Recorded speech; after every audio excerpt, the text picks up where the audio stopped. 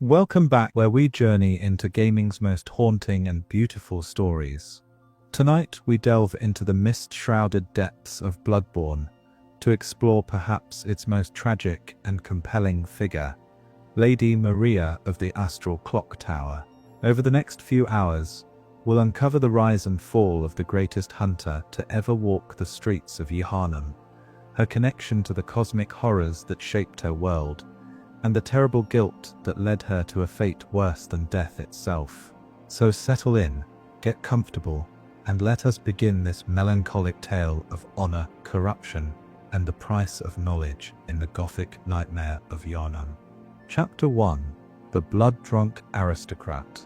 In the fog-wrapped city of Yharnam, where Gothic spires pierce the perpetual gloom and ancient secrets lurk beneath cobblestone streets, there existed no figure more emblematic of nobility and tragedy than Lady Maria. Born into the prestigious Cainhurst bloodline, she was destined from birth to be something extraordinary: a warrior, a scholar, and ultimately a cautionary tale about the seductive power of forbidden knowledge.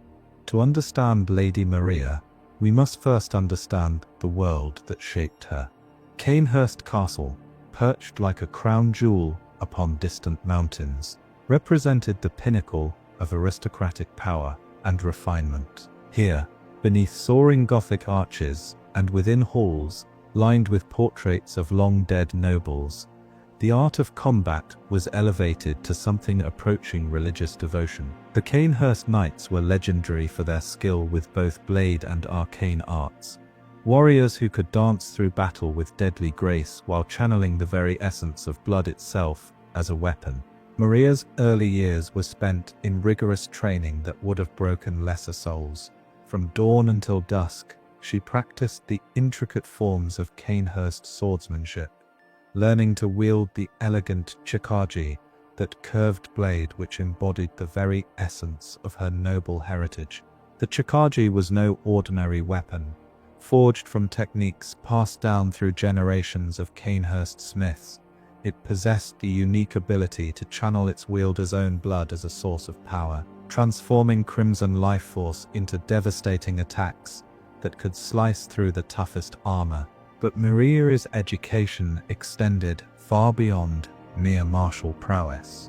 The libraries of Cainhurst contained tomes of arcane knowledge collected over centuries, manuscripts that detailed the fundamental forces that governed reality itself. Here young Maria learned of the old blood, that mysterious substance which had been discovered in the ancient Fumerian ruins beneath Yharnam. She studied the theories of Byrgenwerth scholars, understanding how this miraculous elixir could heal any wound, cure any disease, and grant powers beyond mortal comprehension.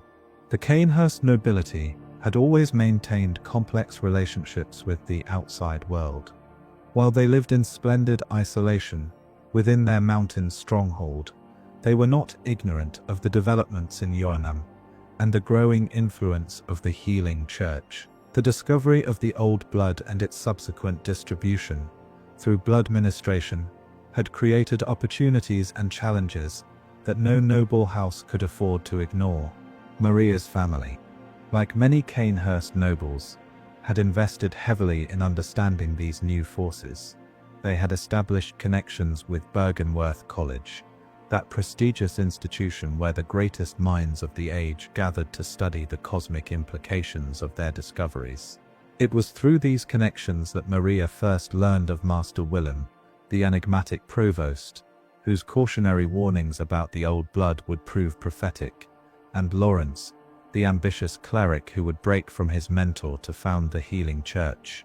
The young noblewoman possessed natural talents that set her apart even among the elite circles of Cainhurst society. Her mastery of the chikagi was absolute, her understanding of blood manipulation techniques unparalleled, and her intellectual capacity for grasping complex arcane theories remarkable. But perhaps most importantly, she possessed something increasingly rare among the blood-drunk aristocracy of her time: a genuine moral compass that questioned the ethics of their growing power.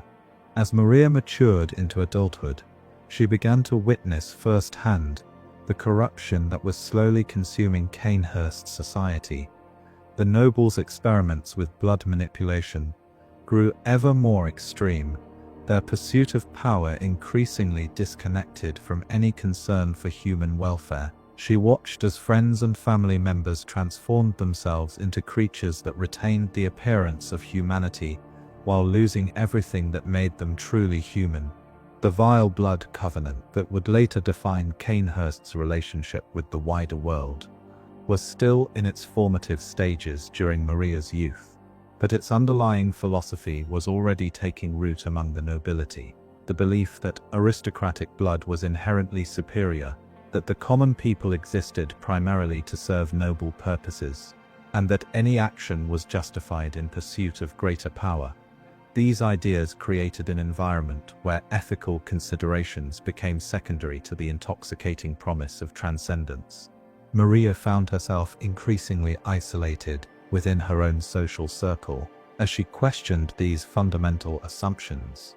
While her peers embraced the transformation that blood manipulation offered, she began to see it as a form of corruption that stripped away everything valuable about human existence.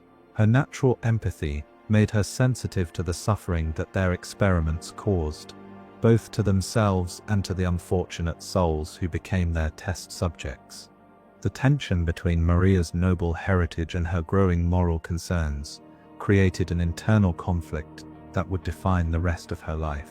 She had been raised to believe in the inherent superiority of aristocratic blood, taught that her birthright carried with it both privileges and responsibilities.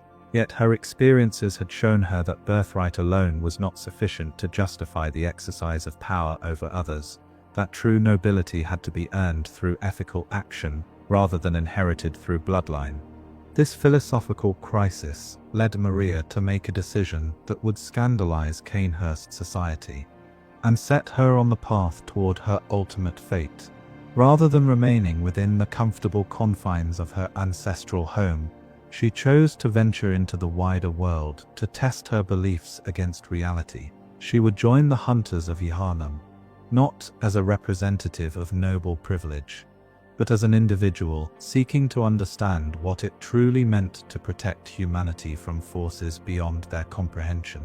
The night Maria left Canehurst Castle, for the final time, she carried with her only the clothes on her back, her beloved chikaji, and a set of throwing knives that represented centuries of noble tradition. Behind her she left a life of luxury and privilege that most people could only dream of. Ahead of her lay a path that would lead through the blood-soaked streets of Yharnam to revelations that would shatter her understanding of reality itself.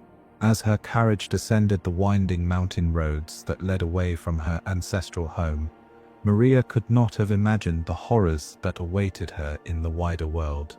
She believed that her noble training and moral convictions would be sufficient to guide her through whatever challenges lay ahead. She had no way of knowing that the very qualities that made her such an exceptional hunter would also make her vulnerable to corruption on a scale that dwarfed anything she had witnessed within the halls of Canehurst.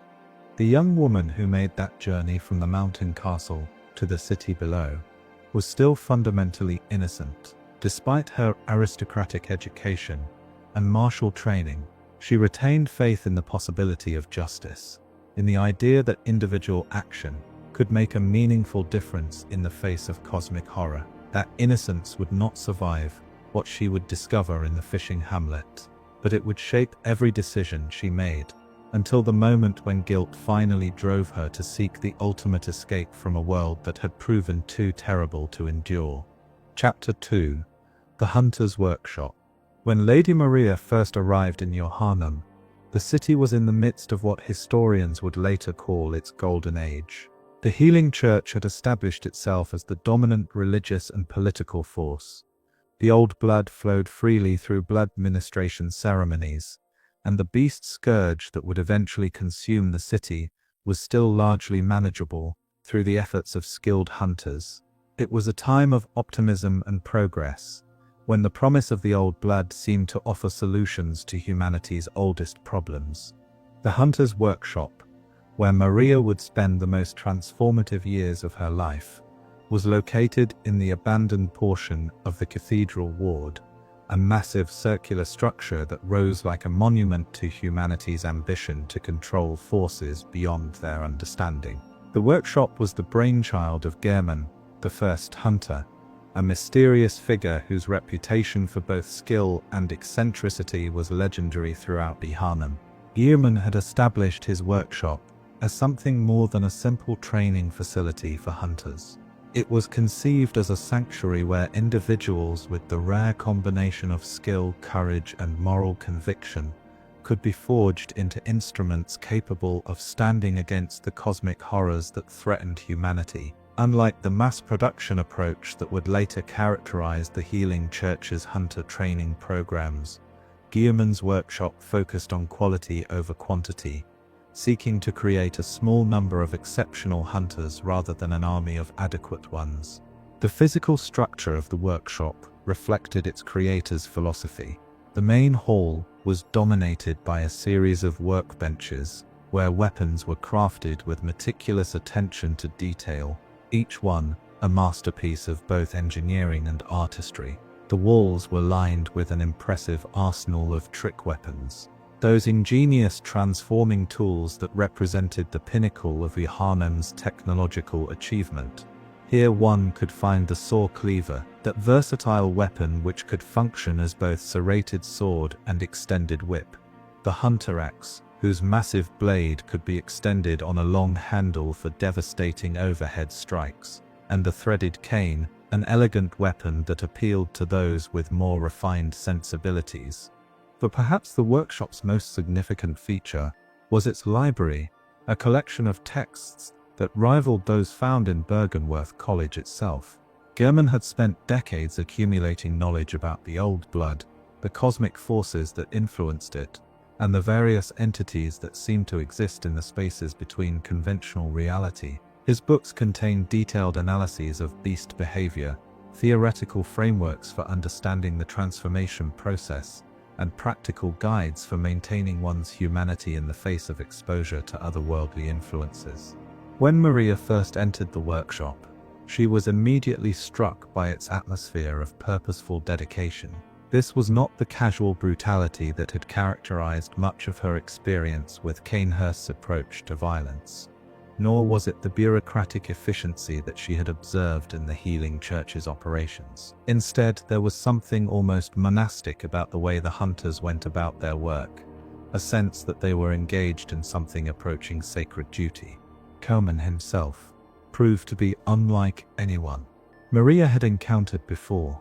Despite his reputation as the first hunter, he possessed a gentleness and wisdom that set him apart from the typical warrior scholars of her experience. He had seen too much, experienced too many losses, and understood too well the ultimate cost of a path that hunters walked to maintain any illusions about the glamour of their work. Yet he continued because he believed that someone had to stand between humanity and the forces that sought to transform or destroy it. The old hunter recognized something exceptional in Maria from their first meeting.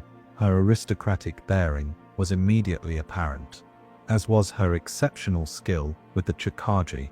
But these surface qualities were not what captured his attention. Instead, it was her combination of genuine compassion for human suffering and willingness to accept personal risk in service of others that marked her as a potential successor to his own legacy. Under Gehrman's tutelage, Maria's understanding of the hunter's craft deepened and evolved in ways that her Cainhurst education had never prepared her for.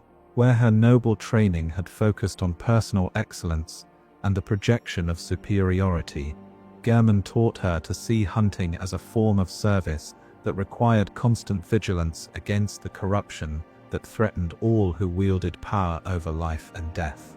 The weapons training that Maria received in the workshop was unlike anything she had experienced before. While she retained her beloved Chikaji, Gehrman introduced her to a wide range of alternative approaches to combat that expanded her tactical repertoire significantly. She learned to wield the burial blade, That scythe-like weapon, which had been German's signature tool for decades, mastered the intricacies of the Blade of Mercy, twin curved swords that could be combined for devastating combo attacks, and developed proficiency with the various firearms that served as essential tools for any serious hunter. But the most important aspects of Maria's education in the workshop had nothing to do with weapons or combat techniques. Instead, German focused on developing her understanding of the psychological and spiritual challenges that defined the hunter's path. He taught her to recognize the early signs of corruption that might indicate dangerous exposure to cosmic influences, to maintain emotional balance in the face of constant horror, and to preserve her humanity even when circumstances seemed to demand increasingly extreme measures. The other hunters, who trained alongside Maria during this period, included some of the most skilled and dedicated individuals ever to take up arms against the beast, Scourge. There was Simon, whose analytical mind and dedication to understanding the underlying causes of the problems they faced would later lead him to investigate the connections between the healing church and the cosmic forces that influenced their world. Bredor, whose fanatical devotion to protecting church secrets would eventually transform him into something far removed from the idealistic young hunter he had been during his workshop days, and numerous others whose names have been lost to history, but whose contributions to the development of hunting techniques and strategies were invaluable. The camaraderie that developed among these hunters was unlike anything Maria had experienced in her aristocratic upbringing. Here, social status and family connections meant nothing. What mattered was skill, dedication, and the willingness to risk one's life for the protection of others. The bonds forged through shared danger and common purpose created relationships that transcended the superficial connections that had characterized much of her previous social experience. Maria's time in the workshop was marked by a series of increasingly challenging hunts that tested both her combat abilities and her psychological resilience. She participated in expeditions into the Chalice dungeons, those ancient Puthumerian labyrinths beneath Yharnam, where reality itself seemed unstable, and otherworldly forces could be encountered in their rawest forms. She hunted the massive beasts that emerged from the transformation of church officials who had partaken too heavily of the old blood, creatures whose size and ferocity required new tactical approaches and unprecedented levels of coordination among hunting teams. Each successful hunt added to Maria's reputation and confidence, but it also exposed her to knowledge and experiences that gradually eroded her innocence about the nature of the world she inhabited. The beasts she hunted were not simply monsters to be destroyed, but tragic figures who had once been human beings with hopes, dreams, and loved ones. The cosmic forces that influenced their transformation operated according to principles that defied human understanding, making it increasingly difficult to maintain faith in the possibility of ultimate victory over the darkness that threatened their world. The weapons that Maria developed during her time in the workshop reflected her evolving understanding of the hunter's craft. Her throwing knives, based on techniques she had learned at Canehurst, but refined through practical experience, became legendary for their precision and effectiveness. The Rakuyo twin blades, that could be wielded separately or combined into a single weapon, represented the pinnacle of her innovation in weapon design.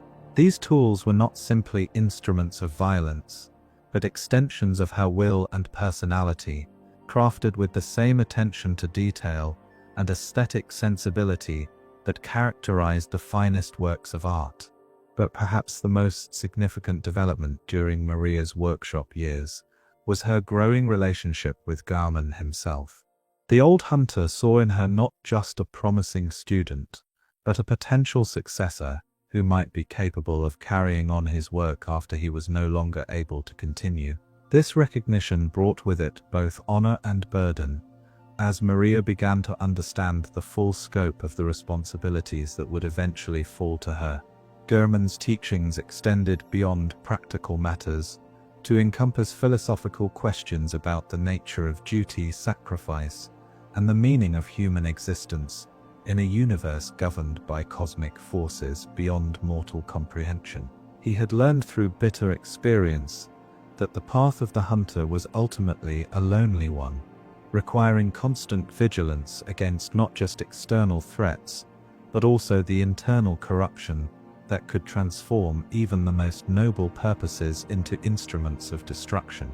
The old hunter's affection for Maria was genuine and paternal, but it was also complicated by his understanding of the fate that awaited those who dedicated their lives to fighting cosmic horror. He had watched too many promising young hunters succumb to madness, corruption, or simply the accumulated psychological toll of their work to maintain any illusions about the likelihood of a happy ending for those who followed this path. Yet he continued to train them because he believed that even temporary victories against the darkness were worth the ultimate price that would inevitably be paid. Maria's response to these teachings was characteristically complex. Her aristocratic upbringing had instilled in her a strong sense of duty and responsibility, making Gehrman's vision of hunter service appealing to her fundamental values. At the same time, her natural empathy and growing understanding of the true cost of their work created internal tensions that she struggled to resolve. She wanted to believe that individual action could make a meaningful difference, but her experiences were gradually teaching her that the forces they opposed operated on scales that dwarfed human effort. The workshop period of Maria's life came to an end, not through any single dramatic event, but through the gradual accumulation of knowledge and experience that prepared her for the next phase of her development as a hunter. By the time she was ready to move beyond Gehrman's direct tutelage, she had become one of the most skilled and dedicated hunters in Johannem's history, a warrior whose combination of noble bearing, exceptional combat ability, and genuine moral conviction made her a natural leader among her peers.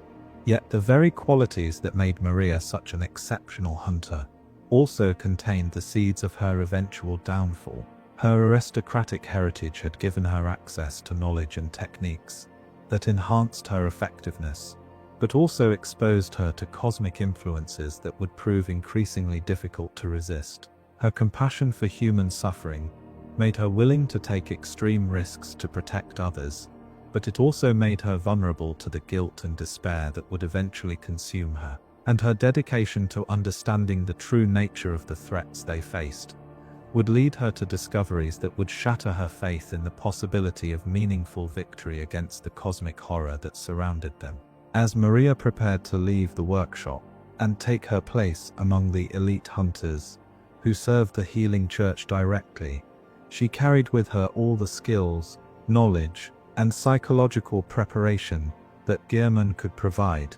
What she could not carry was protection against the specific horrors that awaited her in the fishing hamlet, or against the cosmic revelations that would transform her understanding of her role in the universe. The workshop had made her into the perfect hunter. It could not protect her from the consequences of becoming exactly what the situation required. Chapter 3: The Student of Bergenworth. The transition from Gehrman's workshop to the scholarly halls of Bergenworth College marked a fundamental shift in Lady Maria's understanding of her role as a hunter. While her time in the workshop had focused primarily on practical skills and moral instruction, her association with Bergenworth would expose her to theoretical frameworks and cosmic perspectives that would forever alter her worldview. Bergenworth College, perched on the shores of a mysterious lake whose depths concealed secrets older than human civilization, represented the pinnacle of intellectual achievement in the study of cosmic forces. Founded generations earlier as a center for conventional academic pursuits, the college had been transformed by the discovery of the old blood into something unprecedented, an institution dedicated to understanding humanity's place within a universe governed by intelligences that operated on scales beyond mortal comprehension. Master Willem, the The college's enigmatic provost had recognized in Maria the rare combination of practical skill and intellectual capacity necessary for the most challenging research projects. Her aristocratic education had provided her with theoretical foundations that most hunters lacked, while her experience in Gehrman's workshop had given her practical knowledge of how cosmic forces manifested in the physical world. This unique background made her an ideal candidate for the specialized role of scholar hunter, an individual capable of bridging the gap between academic theory and field application. The college itself was a marvel of Gothic architecture, its soaring spires and elaborate stonework reflecting the aesthetic sensibilities of an age that valued beauty as much as functionality. The main library housed one of the world's most comprehensive collections of texts dealing with cosmic phenomena, including original Pythagorean inscriptions, transcribed utterances of great ones, and detailed analyses of old blood effects compiled by generations of researchers. The observatory that crowned the college's highest tower contained instruments capable of tracking celestial movements that seemed to influence otherworldly activities, while the laboratories in the basement levels provided facilities for conducting experiments that would have been impossible anywhere else. Willem's approach to cosmic research differed fundamentally from the more aggressive methodologies that characterized other institutions' work in this field. Where the Healing Church sought to harness cosmic forces for immediate practical benefit, and Cainhurst nobility pursued power for its own sake, Byrgenwerth maintained a cautious observational stance that prioritized understanding over exploitation. This philosophical difference created an environment where Maria could explore the implications of her experiences without pressure to immediately weaponize her discoveries. The student body at Byrgenwerth during Maria's time included some of the most brilliant minds of their generation. There was Mikolash, whose fascination with the cosmic perspectives offered by contact with great ones would eventually lead him to pursue transformation into something beyond human understanding. Damien, whose research into blood manipulation techniques would contribute significantly to the development of more effective hunting strategies, and numerous others whose work collectively advanced human understanding of cosmic forces far beyond what had been possible in previous generations. Maria's formal studies at Byrgenwerth focused on several interconnected areas of inquiry that would prove crucial to her development. As both scholar and hunter, she delved deeply into Pythagorean archaeology, learning to interpret the symbols and architectural features that provided insights into the civilization that had first encountered the Great Ones.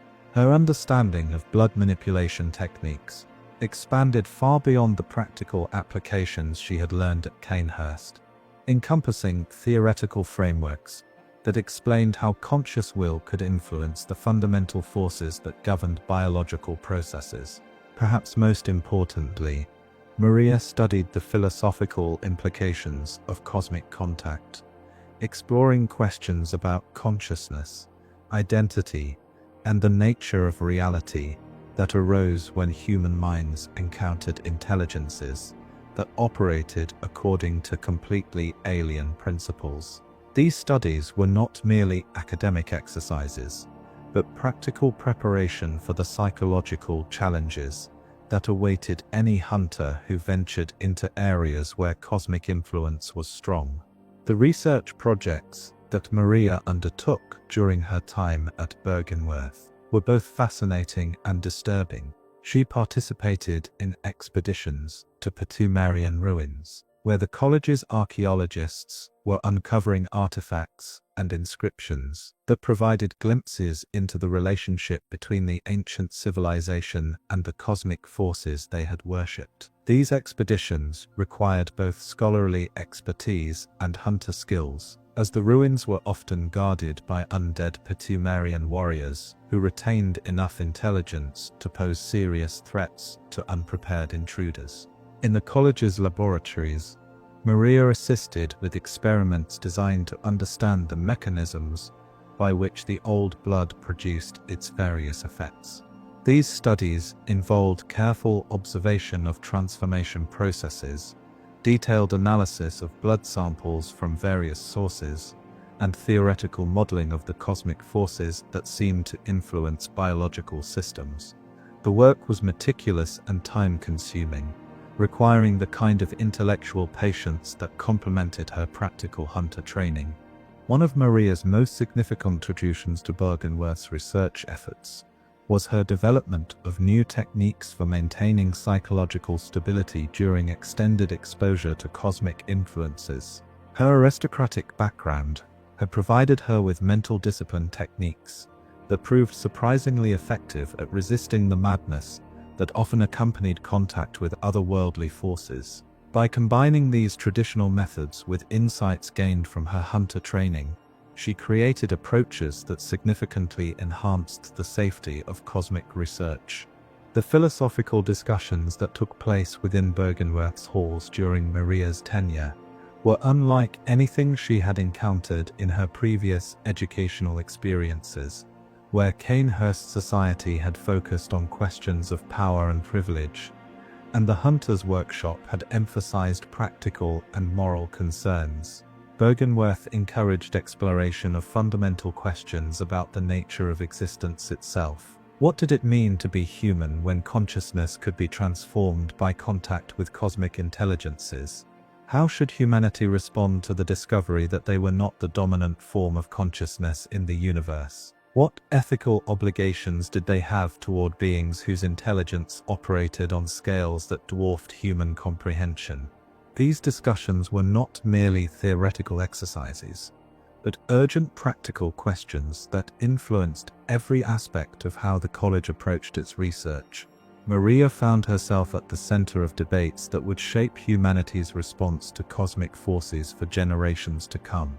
Her unique perspective as both aristocrat and hunter provided valuable insights that helped bridge the gap between abstract philosophical speculation and practical implementation. The relationship between Bürgenwerth and the Healing Church during this period was complex and increasingly strained. While both institutions shared an interest in understanding the old blood and its effects, their philosophical approaches and ultimate goals were fundamentally incompatible. The Church sought to maximize the practical benefits of cosmic contact, while minimizing the risks, believing that careful management could allow humanity to gain power without paying the full price for it. Bürgenwerth, under William's leadership, maintained that such an approach was fundamentally naive, that contact with cosmic forces inevitably involved transformation that could not be controlled or contained. Maria found herself in an increasingly uncomfortable position. As tensions between these institutions escalated, her association with both the Hunter's Workshop, which maintained informal ties to the Church, and Bürgenwerth made her a valuable intermediary, but also exposed her to pressure from both sides to provide information about the other's activities. Her natural loyalty and sense of honor made such divided allegiances psychologically difficult to maintain. The research that would ultimately lead to Fishing Hamlet's expedition began during Maria's time at Bürgenwerth, though she was not initially aware of its full implications. College expeditions to coastal areas had discovered evidence of Great One activity in marine environments, suggesting that cosmic influence was not limited to terrestrial phenomena. These discoveries raised urgent questions about the scope and nature of otherworldly presence on Earth, questions that demanded investigation despite the obvious risks involved. William's decision to authorize a major expedition to investigate these marine anomalies was influenced by several factors, including pressure from the Healing Church to provide practical applications for cosmic research, and his own growing concern about the pace of cosmic influence on human society. The expedition would require individuals with exceptional skills in both scholarly analysis and practical combat, making Maria an obvious choice for inclusion despite the personal risks involved. The preparation for the Fishing Hamlet expedition consumed months of intensive study and planning. Maria immersed herself in every available source of information about marine environments, coastal geography, and the specific types of cosmic influence that seemed to be associated with aquatic settings. She developed new equipment and techniques specifically designed for underwater operation, including modified versions of her throwing knives and specialized breathing apparatus that would allow extended submersion. But perhaps most importantly, Maria's time at Byrgenwerth had exposed her to knowledge that would make the discoveries awaiting her in the fishing hamlet even more psychologically devastating than they would have been otherwise. Her understanding of cosmic forces and their effects on human consciousness gave her insights into the true implications of what they would find there, insights that would transform her guilt from simple regret into a profound existential crisis that would ultimately prove impossible to resolve. The scholarly community at Byrgenwerth had provided Maria with intellectual frameworks for understanding cosmic horror, but it had also stripped away many of the comforting illusions that might have protected her from the full impact of her experiences. Her education had taught her to see beyond surface phenomena to underlying patterns and implications, a skill that would prove both valuable and devastating when applied to the horrors she would witness in the fishing hamlet. As Maria prepared for the expedition that would define the rest of her existence, she carried with her not just the practical skills and equipment necessary for survival, but also a sophisticated understanding of the cosmic forces she would encounter and their implications for human civilization. This knowledge would make her more effective as a hunter and researcher, but it would also ensure that she understood exactly what was being lost with every life they took and every discovery they made.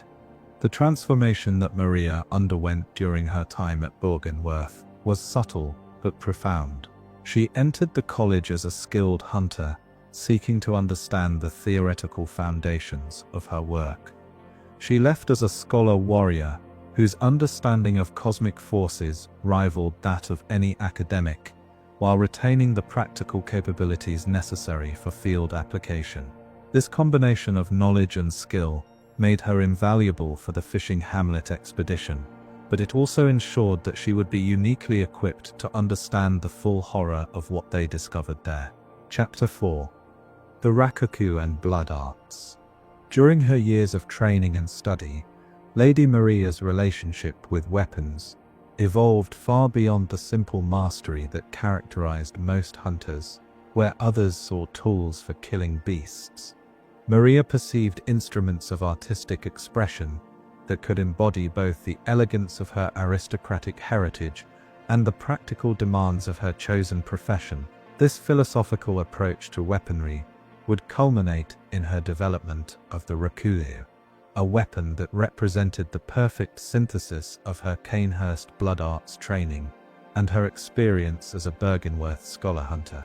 The rakuyu itself was a marvel of engineering and aesthetic design, consisting of twin curved blades that could be wielded separately for maximum speed and flexibility, or combined into a single weapon for devastating power attacks. The design drew inspiration from traditional Cainhurst dueling weapons, while incorporating innovations suggested by her observation of beast behavior and movement patterns. Each blade was forged from materials that had been treated with specialized blood manipulation techniques, creating metal that could channel and amplify the wielder's vital force in ways that conventional weapons could not match. The development of the rakuku required months of intensive work in the finest smithies available to Byrgenwerth College. Maria collaborated with master craftsmen who possessed not only technical expertise, but also theoretical understanding of how cosmic forces influenced material properties. The process involved numerous failed prototypes, each one teaching valuable lessons about the relationship between design, materials, and the subtle energies that could be channeled through properly constructed weapons. But the rakuyu was more than simply an exceptionally well-crafted weapon. It was a conduit for Maria's growing mastery of blood manipulation techniques that went far beyond anything taught in conventional Cainhurst training programs. Her time at Byrgenwerth had exposed her to theoretical frameworks that explained the fundamental mechanisms by which conscious will could influence biological processes, knowledge that she applied to develop new applications for traditional blood arts. The blood manipulation techniques that Maria mastered during this period represented a significant departure from the crude applications that characterize most practitioners' work. Where typical blood arts focused on using one's own vital force as a source of enhanced physical capability, Maria learned to influence blood at a distance, to sense the vital signs of opponents through their blood circulation, and to disrupt enemy movements by interfering with their cardiovascular systems. These techniques required not only exceptional physical conditioning, but also mental discipline of a kind that few hunters possessed. The throwing knives that became Maria's signature weapons, alongside the rakuyo, were examples of how blood arts could be applied to projectile weapons. Each knife was crafted with minute channels and engravings that allowed it to carry traces of the wielder's blood, creating weapons that could be guided and empowered by conscious will even after they left her hands. The result was accuracy and stopping power that seemed almost supernatural to observers who did not understand the principles involved. Maria's development of these advanced blood arts was guided by her growing understanding of the cosmic forces that influenced all biological processes. Her studies at Bergenworth had revealed that blood was not simply a biological fluid, but a medium through which various forms of consciousness could interact. The old blood that had transformed the Harnum society was itself an example of this principle, taken to its logical extreme, representing the direct influence of cosmic intelligence on human biology. This knowledge allowed Maria to approach blood manipulation with a sophistication that surpassed anything achieved by her Cainhurst predecessors. Rather than simply forcing her own vital energy into patterns that enhanced physical performance, she learned to work with the natural flows and rhythms that governed biological systems. The result was techniques that were both more powerful and less physically taxing than conventional approaches, allowing her to maintain peak performance for extended periods without the exhaustion that typically limited blood arts practitioners. The philosophical implications of Maria's blood arts mastery were complex and troubling. On one hand, her techniques represented a genuine advancement in human capability, allowing her to protect innocents and defeat threats that would have overwhelmed conventional hunters. On the other hand, her growing power came from a deeper understanding of forces that operated according to principles alien to human experience. Each advancement in her abilities brought her closer to the cosmic influences that had already begun transforming Yohanam society in ways that few understood. The training regimen that Maria developed to master these techniques was exhausting and dangerous. Blood manipulation required precise control over physiological processes that normally operated below the threshold of conscious awareness. Learning to influence heart rate, blood pressure, and circulation patterns demanded months of meditation and physical conditioning that pushed her body to its absolute limits. The process was made more difficult by the need to maintain psychological stability while exploring the boundaries between normal human consciousness and the cosmic awareness that seemed to accompany advanced blood arts practice.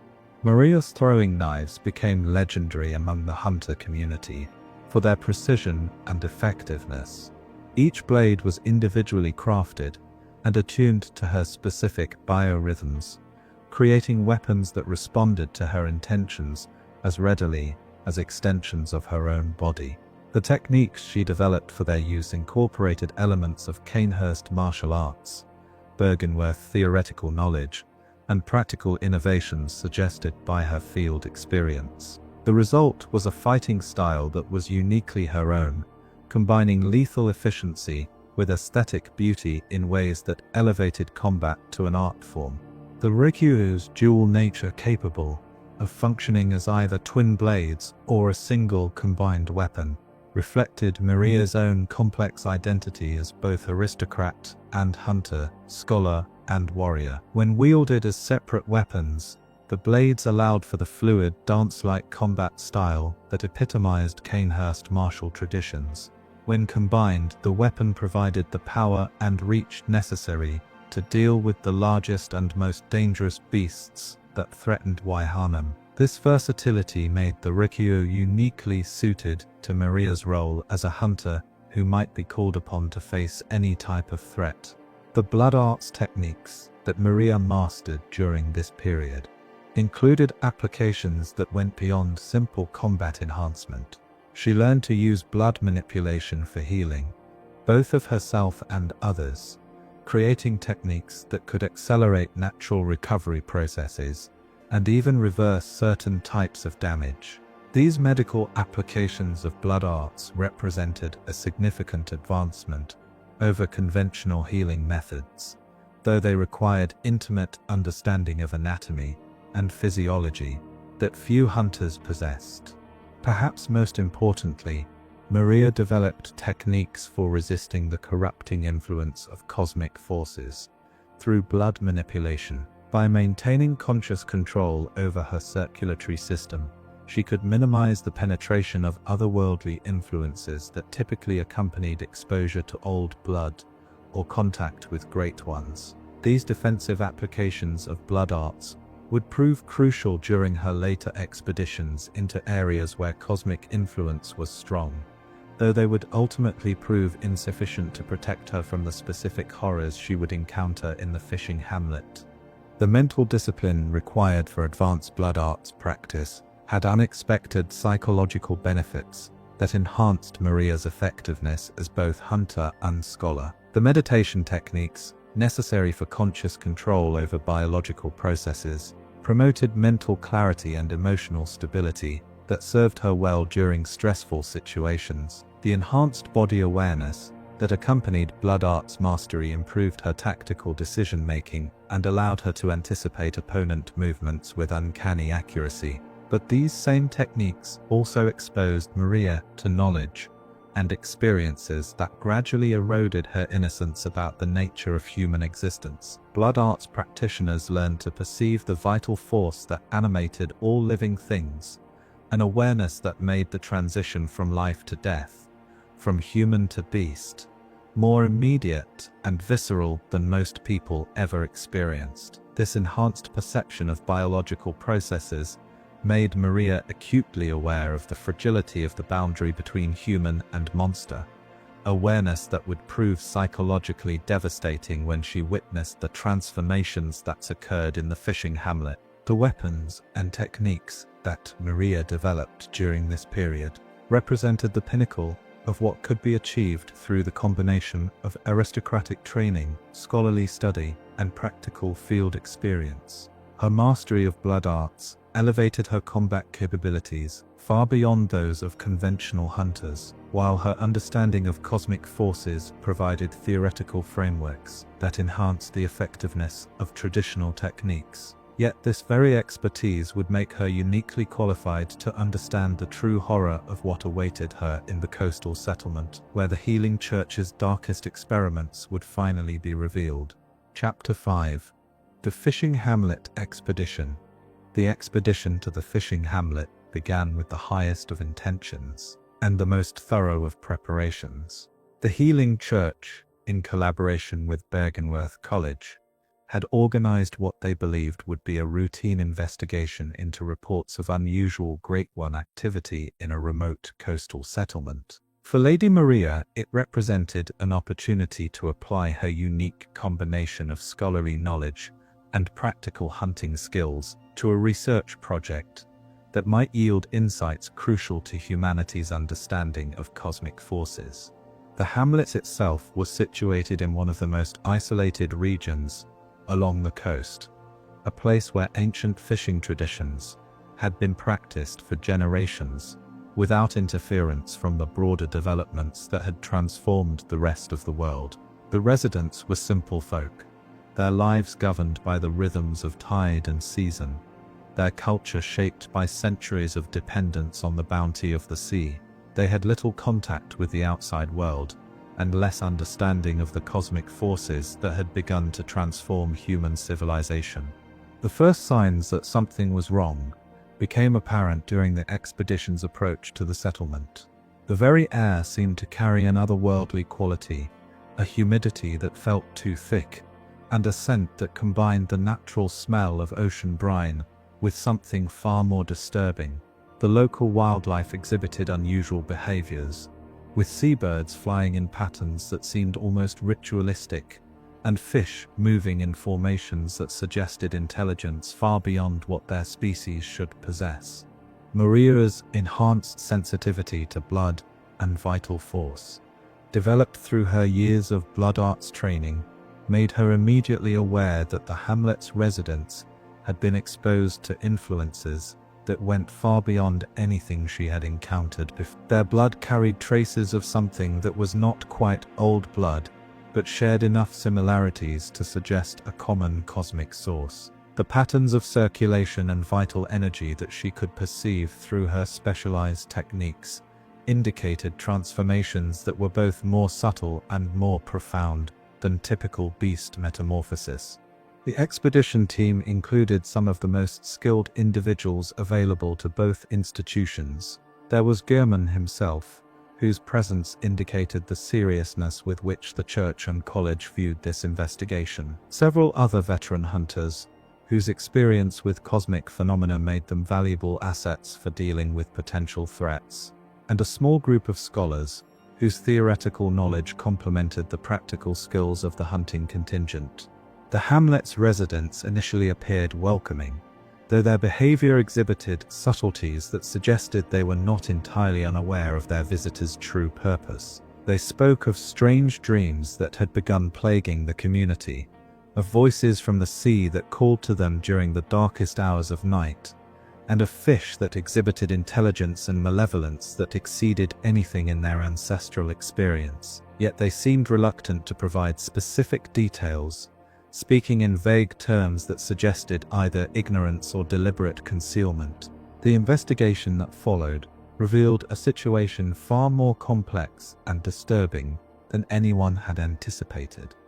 The hamlet's exposure to cosmic influences had not resulted from any single dramatic event, but rather from a gradual process that had been occurring over months or possibly years. The transformation of the community was so subtle that even the residents themselves were largely unaware of what was happening to them. Maria's role in the investigation involved both scholarly analysis and practical security measures. She worked closely with the academic members of the team to document the various manifestations of cosmic influence they encountered, while simultaneously maintaining vigilance against the potential threats that such phenomena typically represented. Her blood arts training proved invaluable for detecting the presence of otherworldly forces that might not be apparent to conventional observation methods. The discoveries that emerged from their research were both fascinating and horrifying. The hamlet's residents had developed capabilities that went far beyond normal human limitations, including the ability to communicate with marine life, to navigate in complete darkness, using senses that human beings did not typically possess, and to survive underwater for periods that should have been physiologically impossible. These enhancements came at the cost of their humanity, though the transformation was so gradual that they retained enough of their original personalities to make their condition particularly tragic.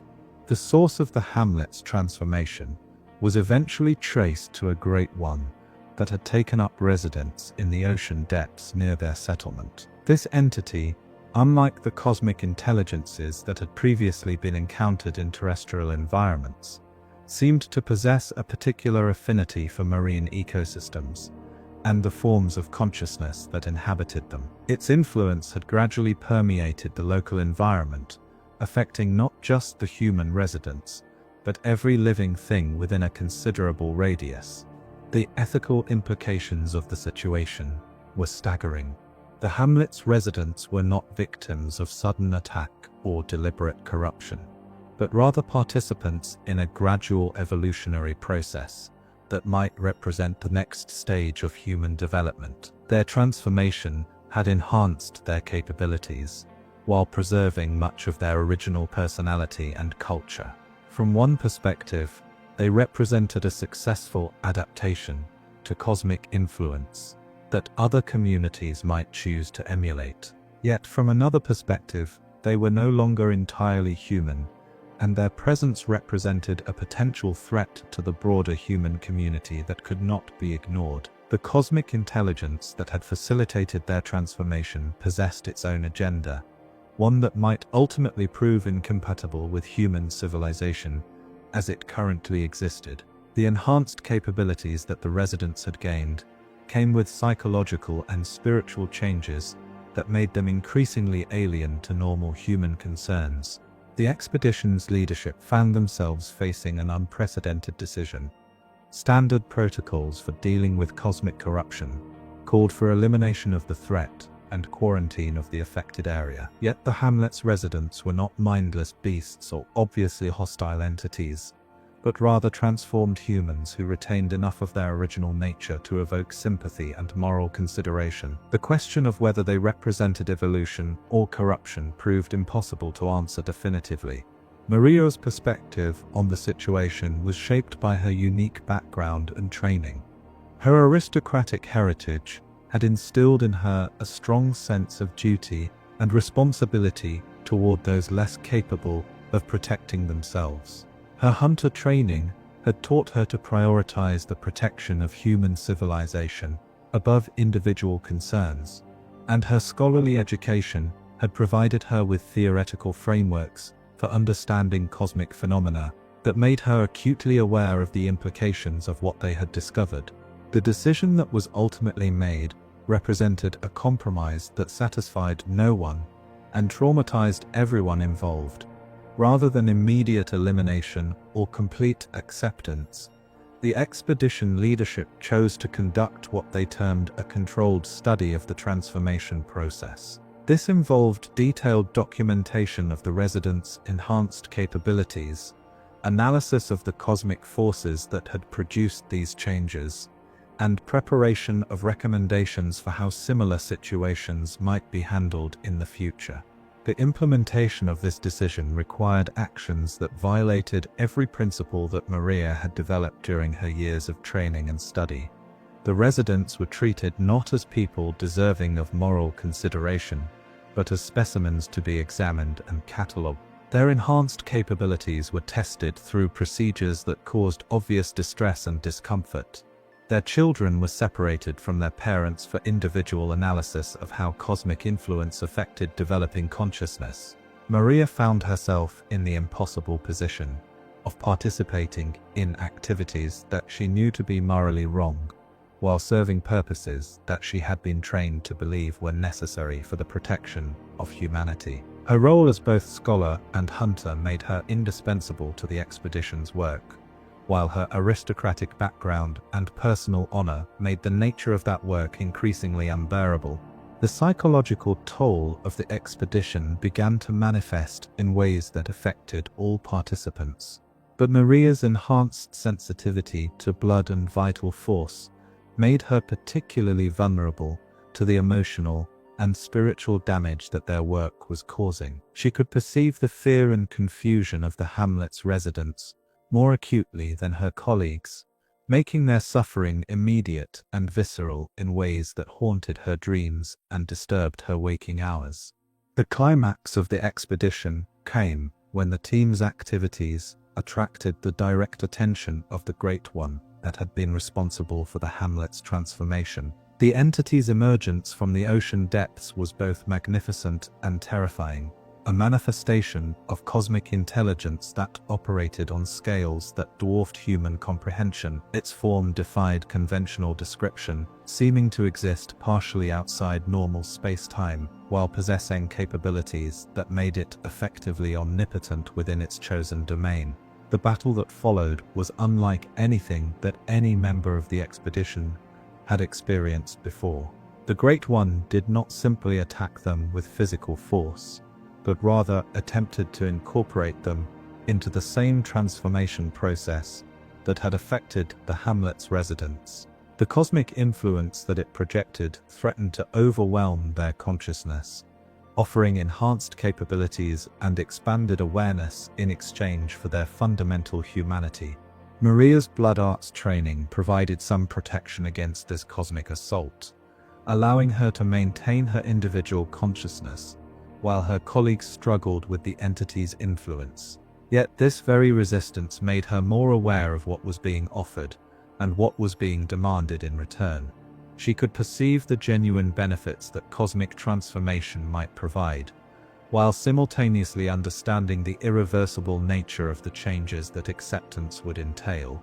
The expedition's eventual victory over the Great One was achieved through methods that contradicted everything they had been taught about the proper relationship between humanity and cosmic forces. Rather than seeking to understand or accommodate the entity's presence, they employed techniques designed to inflict maximum damage while minimizing their own exposure to its influence.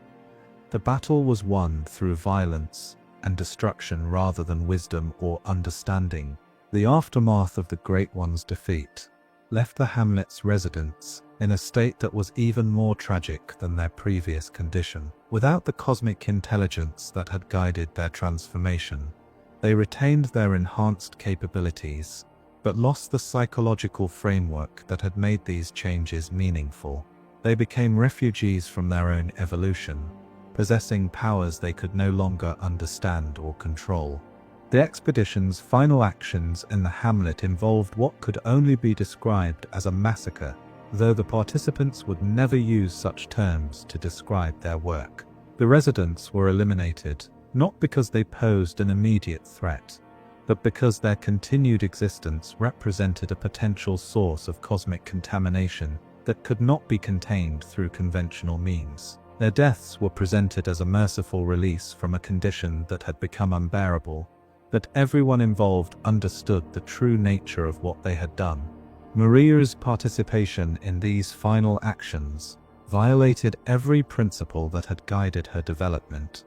As both aristocrat and hunter, the throwing knives that had once been instruments of precision and artistry became tools of execution. The blood arts that she had mastered through years of disciplined training were employed to ensure that the hamlet's residents died quickly and without unnecessary suffering. The skills that she had developed to protect humanity were used to destroy it. The psychological damage that Maria sustained during the fishing hamlet expedition was profound and irreversible. The guilt that consumed her was not simply regret over specific actions, but rather a fundamental crisis of identity that called into question everything she had believed about her role in the world. The woman who returned from the hamlet was no longer the idealistic young hunter who had left Canehurst Castle years earlier, but rather a broken figure whose understanding of cosmic horror had destroyed her faith in the possibility of meaningful heroism. Chapter 6: The Weight of Guilt. The return journey from the fishing hamlet was conducted in almost complete silence. Each member of the expedition lost in their own attempts to process what they had witnessed and participated in. The cheerful camaraderie that had characterized their departure was replaced by a grim acceptance that they had crossed lines that could never be uncrossed, that they had become complicit in actions that would haunt them for whatever remained of their lives. For Lady Maria, the journey back to Yehanam became a prolonged meditation on the nature of guilt and the impossibility of redemption. The throwing knives that hung at her side now felt like instruments of damnation rather than protection. The rakuyo that had once been a symbol of her artistic mastery and noble heritage had become a reminder of how easily idealism could be corrupted into complicity with evil. Even her blood arts, those techniques that had taken years to master and represented the pinnacle of her personal achievement, now seemed tainted by their association with the massacre they had facilitated. The official debriefing that followed their return was a carefully orchestrated exercise in denial and rationalization. The expedition's leadership presented their actions as necessary responses to an unprecedented cosmic threat, emphasizing the scientific knowledge they had gained and the potential contamination they had prevented. The hamlet's residents were described as tragic victims of cosmic influence, who had been mercifully released from a condition that had become unbearable. No mention was made of the choices that had been available, the alternatives that had been rejected, or the fundamental violation of human dignity that their actions had represented. Maria's participation in this debriefing required her to publicly endorse interpretations of events that she knew to be fundamentally dishonest. Her aristocratic training in diplomatic courtesy allowed her to provide the expected responses while concealing her true thoughts, but the psychological cost of this performance was enormous. Each carefully chosen word felt like another step away from the person she had once been, another compromise with evil that made her own complicity more complete. The scholarly analysis that emerged from the expedition's research would influence Bergenworth's approach to cosmic phenomena for years to come, but Maria found herself unable to participate in the academic discussions that surrounded these developments. The theoretical frameworks that had once fascinated her now seemed like elaborate justifications for atrocity. The knowledge they had gained about cosmic transformation processes had come at a price that made any practical application morally unacceptable. Gehrman's response to the expedition's aftermath revealed depths of understanding and compassion that Maria had not previously recognized in her mentor. The old hunter had participated in similar actions during his own career, and he understood better than anyone else the psychological damage that such experiences inevitably caused. His attempts to provide comfort and perspective were gentle and well-intentioned, but they could not address the fundamental crisis of meaning that Maria was experiencing. The other hunters who had participated in the expedition each dealt with their trauma in different ways. Some threw themselves into their work with renewed intensity, as if constant activity could distract them from their memories. Others sought solace in alcohol or other forms of escape that provided temporary relief from their psychological pain. A few attempted to find meaning in their experiences by developing new theoretical frameworks that justified their actions as necessary for the greater good. Maria's response was different from any of these approaches. Rather than seeking distraction or justification, she chose to confront her guilt directly, to examine every aspect of what they had done, and to understand exactly how she had become complicit in actions that violated her fundamental values. This process of self-examination was exhausting and painful, but it seemed like the only honest response to the magnitude of what had occurred. The isolation that Maria experienced during this period was both self-imposed and socially reinforced. Her colleagues found her presence uncomfortable, a reminder of experiences they preferred to forget. Her former friends were disturbed by the changes in her personality, the way her natural warmth had been replaced by a distant melancholy that made normal social interaction difficult. Even Gehrman, despite his compassion and understanding, found it increasingly difficult to reach her as she retreated into her private world of guilt and self-recrimination. The blood arts, that had once been a source of pride and achievement, became instruments of self-torture, as Maria used her enhanced sensitivity to revisit the memories of the hamlet's residents' deaths. She could still perceive the patterns of fear and confusion that had characterized their final moments, could still feel the way their vital force had ebbed away under the precise applications of her throwing knives.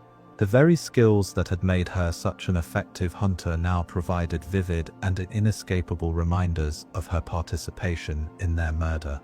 Maria's attempts to find some form of meaningful penance for her actions led her to explore various philosophical and religious traditions that might provide frameworks for understanding and possibly atoning for what she had done. She studied ancient texts that dealt with questions of guilt and redemption, consulted with scholars who specialized in moral philosophy, and even investigated the religious practices of the healing church itself in search of some path toward forgiveness. Yet every approach she explored ultimately proved inadequate to address the magnitude of her guilt.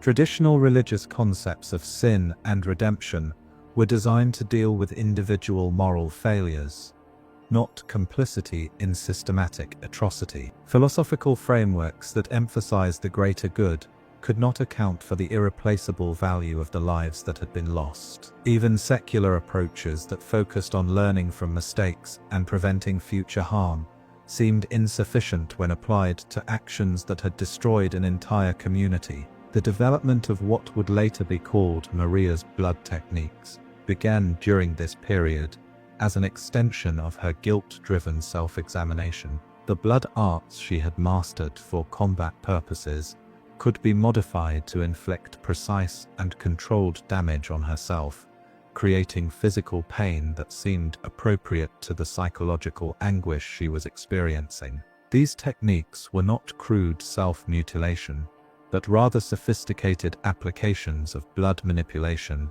that could create intense suffering without causing permanent damage or interfering with her ability to function.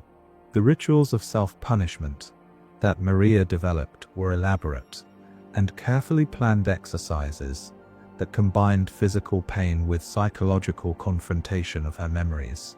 She would use her enhanced blood sensitivity to relive specific moments from the fishing hamlet expedition, while simultaneously employing her throwing techniques to create precisely controlled wounds that provided physical correlates to her emotional suffering. These sessions were exhausting and disturbing, but they seemed to provide the only form of honest response to the magnitude of her guilt.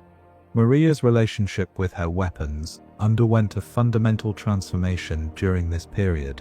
The recuyo that had once been an extension of her artistic vision became a tool for precise self-punishment. The throwing knives that had represented the pinnacle of her technical mastery were repurposed as instruments for creating the controlled injuries that seemed necessary for her psychological survival. Even her blood arts, those techniques that had taken years to develop and had once been a source of pride, were corrupted into methods for inflicting suffering upon herself. The isolation that characterized this period of Maria's life was not simply physical, but also spiritual and intellectual. She found herself unable to engage with the theoretical discussions that had once fascinated her, unable to participate in the practical activities that had given her life meaning, and unable to maintain the social relationships that had provided emotional support. The guilt that consumed her created a barrier between herself and the rest of the world that seemed impossible to cross. The gradual deterioration of Maria's mental state was apparent to everyone who knew her, but none of them understood how to provide effective help. Her aristocratic background had taught her to maintain dignified composure even under extreme stress, making it difficult for others to gauge the true severity of her condition. Her hunter training had instilled habits of self-reliance that made her reluctant to burden others with her problems, and her scholarly education had provided her with analytical frameworks that allowed her to understand her condition without necessarily being able to ameliorate it. The decision to withdraw from active hunting that Maria made during this period was presented as a temporary measure, a brief respite that would allow her to recover from the psychological strain of the fishing hamlet expedition. In reality, it represented a fundamental break with the life she had built for herself, an acknowledgement that she could no longer function as the person she had once been. The weapons that had defined her identity were set aside, not because she no longer possessed the skill to use them, but because their very presence reminded her of uses that had violated everything she believed in.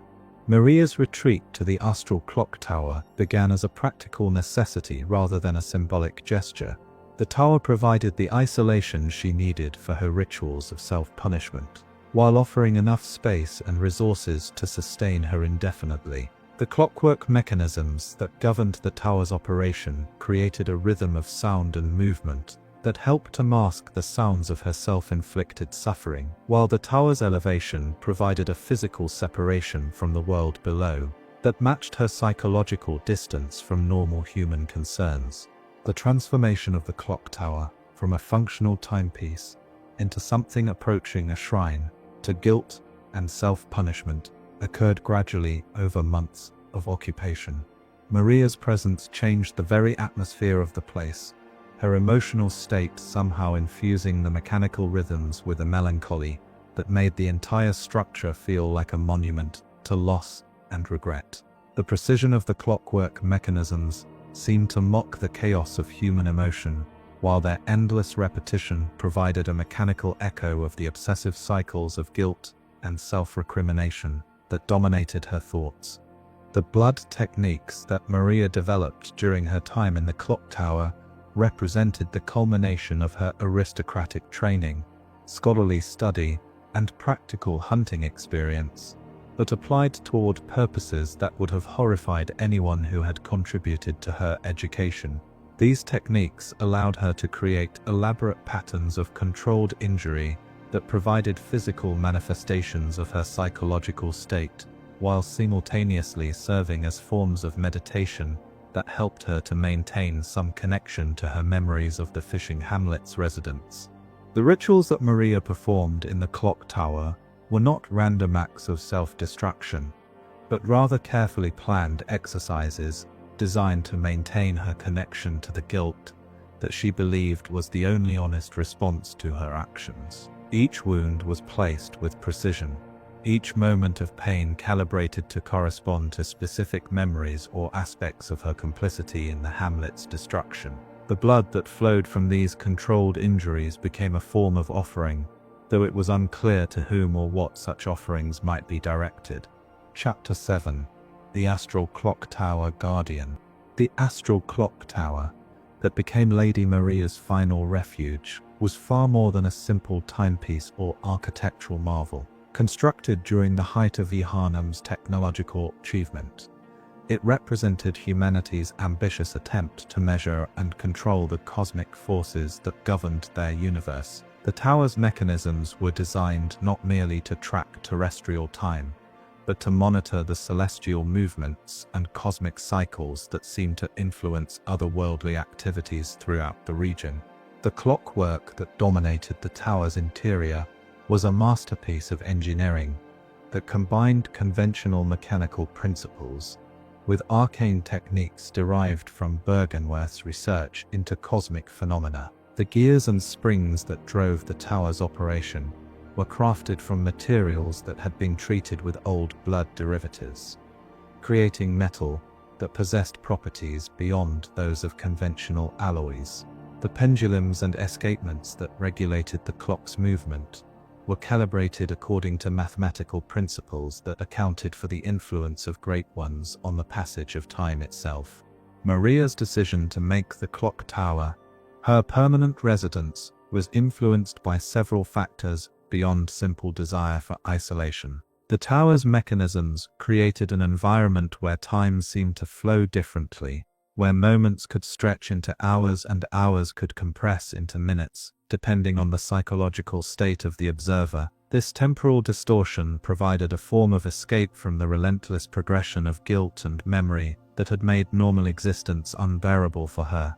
The process by which Maria transformed herself from a living woman into something more akin to a spiritual guardian was gradual and deliberate rather than sudden and dramatic. Her blood arts training had provided her with sophisticated understanding of the relationship between consciousness and vital force, knowledge that she applied to modify her own existence in ways that allowed her to persist beyond the normal boundaries of life and death.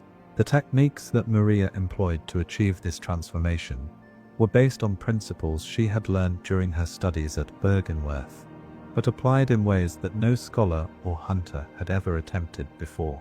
By manipulating her blood circulation patterns and vital energy flows, she could maintain consciousness and physical capability while reducing her dependence on conventional biological processes.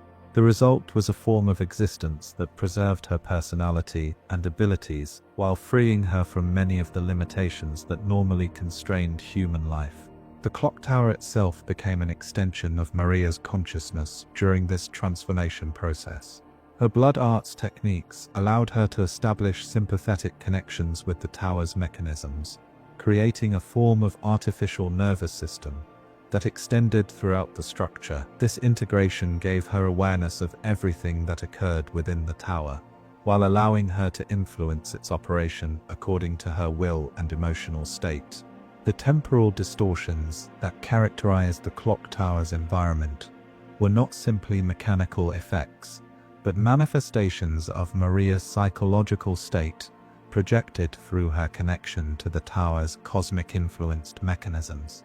When her guilt and self-recrimination were at their strongest, time would slow to a crawl, allowing her to experience each moment of psychological pain with excruciating clarity. When her memories of the fishing hamlet became too overwhelming, time would accelerate, compressing hours of suffering into brief interludes that passed too quickly for detailed recollection. The blood techniques that Maria developed specifically for her existence as the clock tower's guardian represented the ultimate evolution of her aristocratic blood arts training. These techniques allowed her to manipulate not just her own vital force, but the very essence of blood itself as it existed within the tower's environment. She could create weapons from crystallized blood, project her consciousness through blood-based constructs, and even manipulate the memories and emotions of visitors by influencing their circulatory systems. The isolation that Maria experienced in the clock tower was both physical and metaphysical. The tower's elevation and the temporal distortions surrounding it made it effectively inaccessible to casual visitors, while the nature of her transformed existence placed her beyond the reach of normal human contact. She could observe the world below through the tower's windows and mechanisms, but she could not truly participate in it without abandoning the form of existence that had become her refuge from unbearable guilt. The purpose that Maria found in her role as the clock tower's guardian was complex and contradictory. On one level, she saw herself as protecting the outside world from knowledge and artifacts that were too dangerous for normal human contact. The clock tower contained numerous items and documents related to Bergenworth's research into cosmic phenomena, materials that could corrupt or destroy anyone who encountered them without proper preparation. On another level, she was protecting herself from a world that she could no longer face after her participation in the fishing hamlet massacre. The visitors, who occasionally managed to reach the clock tower during Maria's guardianship, were typically scholars, hunters, or other individuals whose work brought them into contact with cosmic forces. Maria's response to these visitors depended largely on their intentions and her assessment of their potential to handle dangerous knowledge responsibly. Those who sought power for selfish purposes, or who showed signs of corruption, were dealt with swiftly and mercilessly. Those who demonstrated genuine dedication to protecting humanity might be allowed to access certain materials, though always under carefully controlled conditions. The tests that Maria subjected potential visitors to were elaborate psychological and combat trials designed to reveal their true character and capabilities. Her blood arts techniques allowed her to influence their perceptions and emotions, creating scenarios that forced them to confront their deepest fears and strongest motivations. Only those who demonstrated both exceptional skill and genuine moral conviction could hope to pass these trials and gain access to the knowledge that the clock tower contained. The weapons and techniques that Maria employed as the clock tower's guardian were far more sophisticated and powerful than anything she had possessed during her active hunting career. Her blood arts had evolved to the point where she could manipulate the vital force of multiple opponents simultaneously, while her throwing techniques had been enhanced to allow for impossible feats of precision and power. The rakuyu that she retained from her earlier life had been modified and enhanced through blood manipulation techniques that made it far deadlier than conventional weapons. The psychological state that characterized Maria's existence during this period was one of perpetual melancholy punctuated by moments of intense emotional pain. The guilt that had driven her to the clock tower never diminished, but it was joined by a profound loneliness that made even her self-imposed isolation seem like an inadequate response to her condition. The memories of the fishing hamlet remained as vivid and painful as ever, but they were accompanied by equally intense recollections of the life she had abandoned and the relationships she had lost. The dreams that Maria experienced during her periods of rest were filled with images of the fishing hamlet's residents, not as they had appeared during their final moments, but as they might have been if the expedition had made different choices. These dream visions showed her alternate possibilities, where understanding and accommodation had replaced violence and destruction, where the hamlet's transformation had been studied and accepted rather than feared and eliminated.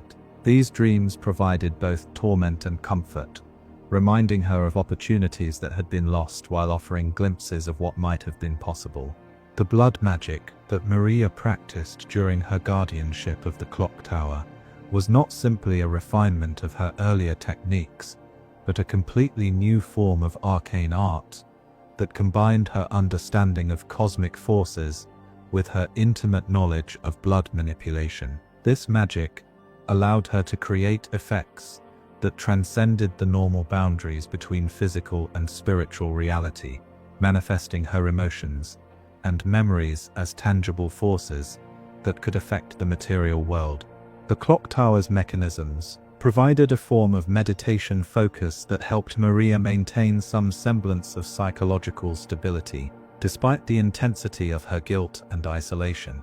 The precise, repetitive movements of gears and pendulums created rhythms that matched her heartbeat and breathing patterns, allowing her to achieve states of consciousness where her pain became bearable. The mathematical precision of the clockwork also provided a framework for arranging her thoughts and memories, preventing them from becoming completely chaotic and overwhelming.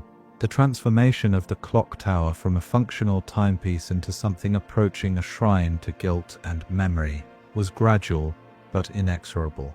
Maria's presence infused the structure with emotional resonances that affected its mechanical operation, causing the clocks to run slow during periods of intense suffering and fast during moments of comparative peace. The tower's very stones seemed to absorb her anguish, creating an atmosphere of melancholy that could be felt by anyone who entered the structure. The rituals that Maria performed as part of her guardianship duties were elaborate ceremonies that combined elements of Canehurst noble tradition, Bergenworth's scholarly practice, and her own innovations in blood manipulation. These rituals served multiple purposes. They helped maintain her connection to the cosmic forces that influenced the clock tower's operation. They provided structure and meaning to her otherwise purposeless existence, and they created barriers and protections that prevented unauthorized access to dangerous knowledge.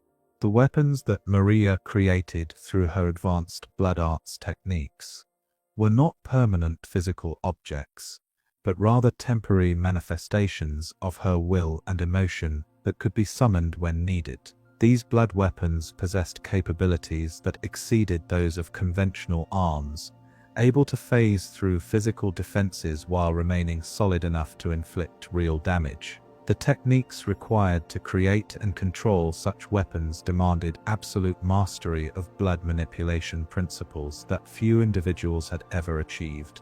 Chapter 8. The Hunter's Nightmare Connection.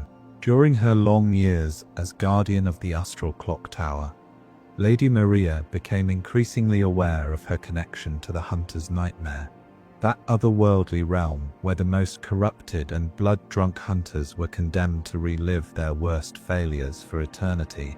This connection was not merely spiritual or metaphorical, but represented a fundamental link between her transformed existence and the cosmic forces that governed posthumous punishment for those who had violated the sacred trust of the hunt. The Hunter's Nightmare itself was a realm that existed parallel to conventional reality, accessible only to those whose guilt and corruption had reached levels that normal death could not resolve.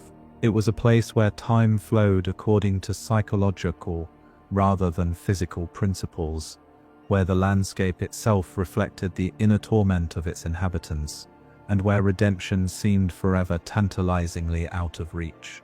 Maria's awareness of the nightmare began with dreams that were far more vivid and coherent than normal sleep experiences. In these visions, she found herself walking through environments that combined elements of the fishing hamlet with twisted versions of places from her past. The residents of these dream landscapes were the people she had killed during the expedition, but transformed into figures that embodied both accusation and forgiveness in ways that defied rational understanding. The process by which Maria's consciousness began to extend into the hunter's nightmare was gradual and initially involuntary. Her blood arts techniques had created connections between her vital force and cosmic energies that operated beyond the normal boundaries of individual existence.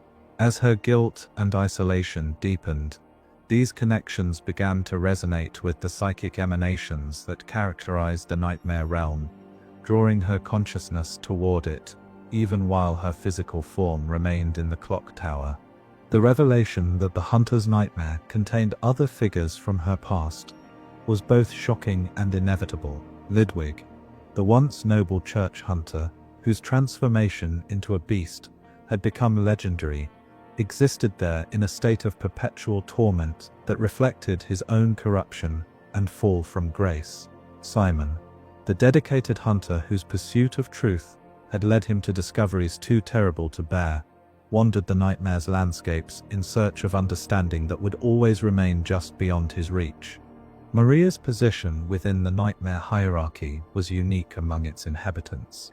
Where most of the realm's residents were trapped by their own corruption and unable to achieve any form of redemption, Maria's guilt was pure and complete, uncontaminated by the self-justification or denial that characterized other condemned hunters. This purity of remorse granted her a form of authority within the nightmare that allowed her to influence its operation and potentially guide other souls toward whatever form of peace might be available to them.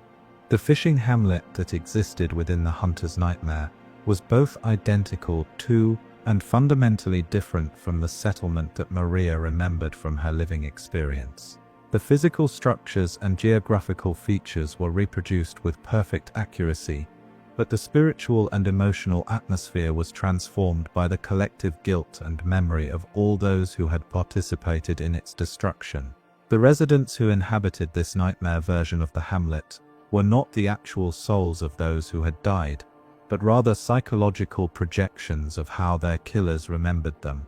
The role that Maria came to play within this nightmare fishing hamlet was that of a guardian and guide for other condemned hunters who found their way there. Her pure guilt and complete acceptance of responsibility for her actions made her uniquely qualified to help others confront their own complicity in the hamlet's destruction. She could provide the kind of honest acknowledgement of wrongdoing that might allow them to move beyond denial and self-justification toward genuine remorse and possible redemption.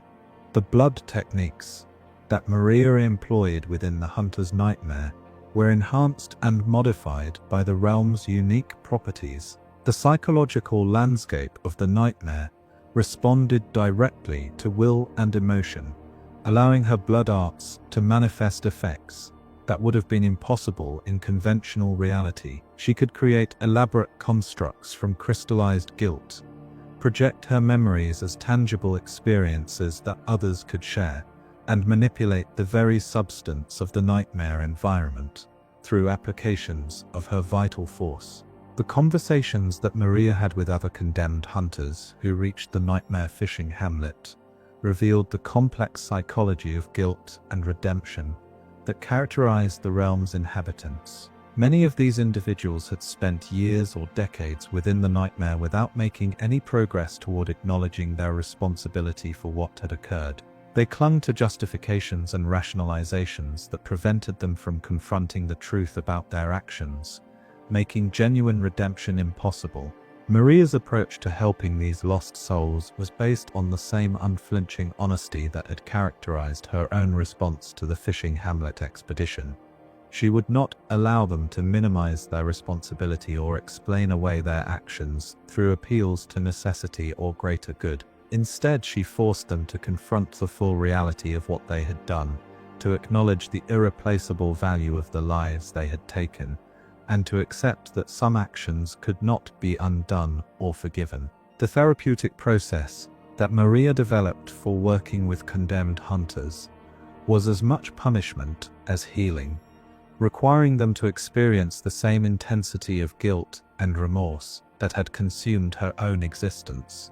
This process was neither gentle nor comfortable, but it represented the only path toward the kind of honest acknowledgement that might eventually lead to some form of peace. Many hunters were unable to complete this process, choosing instead to flee back into the nightmare's other regions, where their delusions could remain intact. The weapon techniques that Maria employed within the hunter's nightmare incorporated elements that reflected the realm's unique properties and her own transformed nature. Her throwing knives could be manifested from pure memory and emotion, carrying with them not just physical force, but also psychological impact that could force opponents to confront their own guilt and corruption. The rakuyo that she wielded in the nightmare was both her original weapon and a symbolic representation of all the artistic potential that had been corrupted by her participation in atrocity. The relationship between Maria's existence in the Astral Clocktower and her presence in the hunter's nightmare was complex and not entirely understood, even by herself. At times it seemed that these were simply two different aspects of the same consciousness, with her awareness shifting between realms according to emotional and spiritual needs. At other times it appeared that she had somehow split her existence between multiple levels of reality, with different portions of her consciousness operating independently in each realm. The time distortions that characterized both the clock tower and the hunter's nightmare created opportunities for Maria to exist simultaneously in multiple temporal states, experiencing past, present, and future as overlapping realities that could be accessed according to her emotional and spiritual needs. This temporal flexibility allowed her to revisit moments from the fishing hamlet's expedition with perfect clarity, to observe the consequences of those actions as they unfolded across years and decades, and to glimpse potential futures where different choices might have led to different outcomes. The connection between Maria's consciousness and the cosmic forces that governed the hunter's nightmare grew stronger over time, eventually reaching a point where she could influence the realm's operation on a fundamental level. Her pure guilt and complete acceptance of responsibility created resonances that affected the nightmare's entire psychological landscape, making it more honest and less forgiving for all its inhabitants. This influence was both a burden and a form of service, as it helped other condemned souls move toward genuine acknowledgement of their failures. The visitors who occasionally reached Maria within the hunter's nightmare were typically individuals whose own guilt had brought them to the realm, though some were living hunters whose spiritual sensitivity allowed them to perceive the nightmare's existence. Maria's response to these visitors was determined by their capacity for honest self-examination and their willingness to confront uncomfortable truths about their own actions and motivations.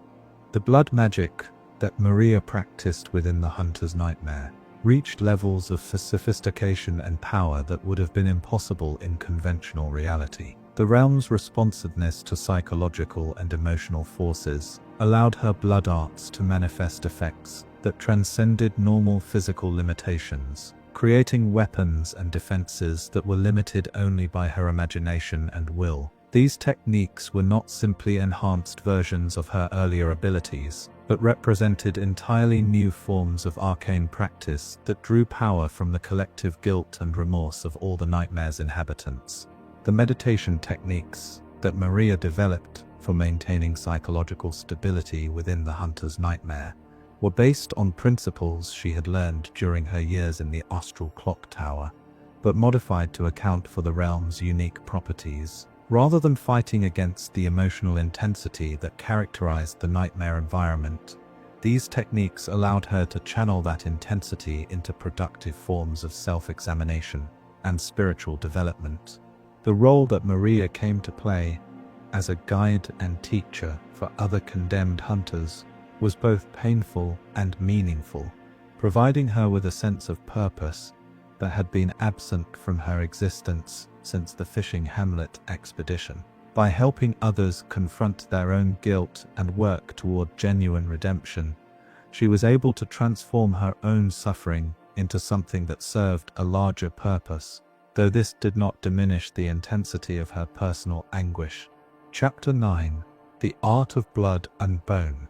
Within the twisted confines of the hunter's nightmare, Lady Maria's mastery of blood manipulation reached heights that transcended anything she had achieved during her mortal existence. The realm's unique properties, where emotion and memory could manifest as tangible forces, provided opportunities for her to explore applications of blood arts that would have been impossible in conventional reality. Her techniques evolved from simple enhancement of physical capabilities to complex manipulations of the fundamental forces that governed consciousness and existence itself. The blood that Maria manipulated within the nightmare was not merely the crimson fluid that had once flowed through her veins, but rather a symbolic representation of life force, memory, and spiritual essence. Through her advanced techniques, she could crystallize this essence into weapons of incredible sharpness and durability, project it as waves of force that could affect both physical and psychological targets, and even use it to create temporary modifications to the nightmare's landscape that reflected her emotional state. The process by which Maria learned to manifest these enhanced blood arts was one of constant experimenting and refinement, driven by the endless time available within the nightmare and the intensity of emotion that characterized the realm. Each technique required not only physical mastery, but also psychological understanding of how memory and guilt could be transformed into tangible power. The resulting abilities were both beautiful and terrible, artistic expressions that embodied the full scope of her aristocratic heritage and spiritual torment. The throwing knives that Maria created through blood manipulation within the nightmare were perfect expressions of her combined martial and artistic training. Each blade was forged from crystallized memory and sharpened with concentrated guilt, creating weapons that could cut through both flesh and spirit with equal effectiveness. When thrown, these knives carried with them not just physical force, but emotional impact that could force targets to confront their own hidden shames and suppressed memories. The development of these blood-forged weapons required Maria to confront every aspect of her past, transforming each memory into a component that could be incorporated into her arsenal. Her childhood training at Canehurst became the foundation for precision and elegance. Her years in Gehrman's workshop provided the tactical knowledge necessary for combat effectiveness. Her studies at Bergenworth contributed the theoretical understanding required for manipulating cosmic forces, and her guilt over the fishing hamlet massacre supplied the emotional intensity that gave her creations their terrible power. The rakuku that Maria wielded within the hunter's nightmare was both her original weapon and something entirely new, enhanced and transformed by years of blood arts practice and exposure to the realm's unique energies. The twin blades could now separate not just physically, but dimensionally, allowing her to attack from multiple angles simultaneously while maintaining perfect coordination between each component. When combined, the weapon became a conduit for blood magic that could channel the full intensity of her emotional state into devastating attacks. The combat style that Maria developed specifically for use within the hunter's nightmare incorporated elements of dance, ritual, and pure artistic expression. Her movements followed patterns that reflected the mathematical precision of the Astral Clocktower's mechanisms, while incorporating the fluid grace that had characterized Cainhurst martial traditions. Each attack was both a tactical decision and an aesthetic statement, designed to demonstrate that even within the realm of cosmic horror, beauty and elegance could still exist. The blood magic techniques that reached their ultimate expression during this period allowed Maria to manipulate not just her own vital essence, but the life force of anyone within her vicinity. She could sense the emotional states of other beings through their blood circulation patterns, influence their movements by disrupting their cardiovascular systems, and even share memories and experiences by creating temporary connections between different individuals' vital forces. These abilities made her an incredibly dangerous opponent, but they also provided tools for the therapeutic work she performed with other condemned hunters. The defensive applications of Maria's blood arts within the hunter's nightmare were as sophisticated as her offensive techniques. She could create barriers of crystallized blood that were nearly impenetrable to conventional attacks, while remaining permeable to specific types of energy or emotion. Her enhanced control over circulation allowed her to minimize damage from wounds by redirecting blood flow and accelerating healing processes. Most importantly, her understanding of how cosmic forces influenced biological systems provided protection against the kind of mental corruption that had claimed many other nightmare inhabitants. The artistic dimension of Maria's blood manipulation reached levels that elevated combat to the status of performance art. Her movements during battle created patterns of blood and energy that were visually stunning, even as they delivered devastating damage to opponents. The techniques she employed were designed not just for effectiveness but for aesthetic impact, transforming violence into something that retained elements of beauty and grace despite its deadly purpose. The psychological aspects of Maria's blood arts were perhaps their most complex and significant feature. By manipulating the vital forces that connected consciousness to physical existence, she could influence not just the behavior, but the actual thoughts and emotions of those around her. This capability was used primarily for therapeutic purposes, helping other condemned hunters confront suppressed memories and acknowledged guilt. But it also made her capable of psychological manipulation on a scale that few beings could match.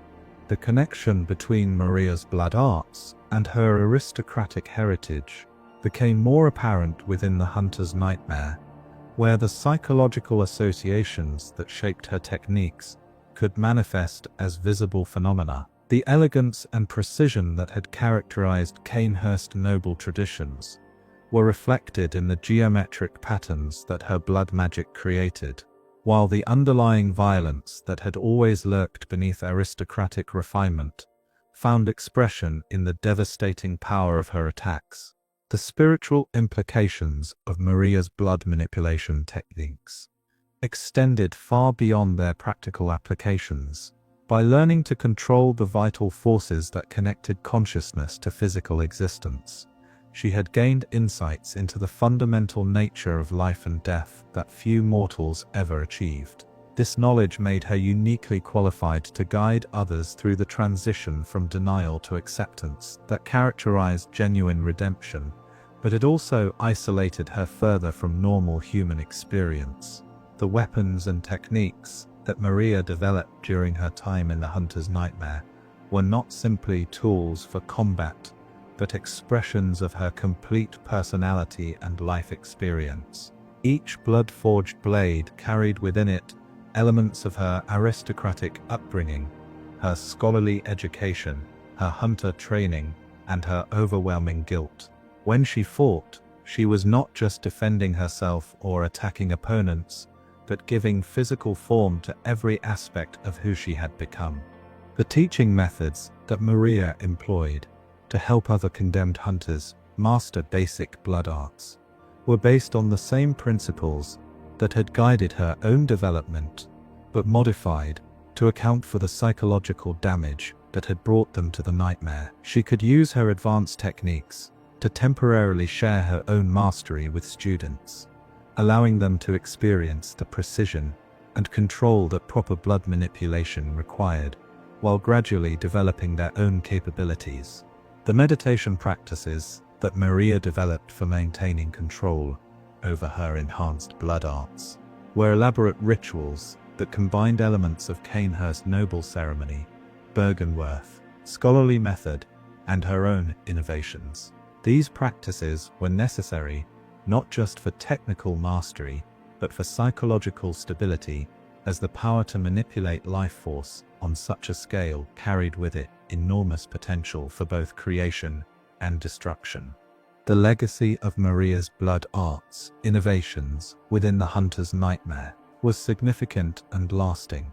The techniques she developed were passed on to selected students who demonstrated the psychological stability and moral conviction necessary to use such power responsibly. These disciples carried her methods to other regions of the nightmare, spreading approaches to blood manipulation that emphasized artistic expression and emotional honesty over simple combat effectiveness. Chapter 10: The Doll's Secret.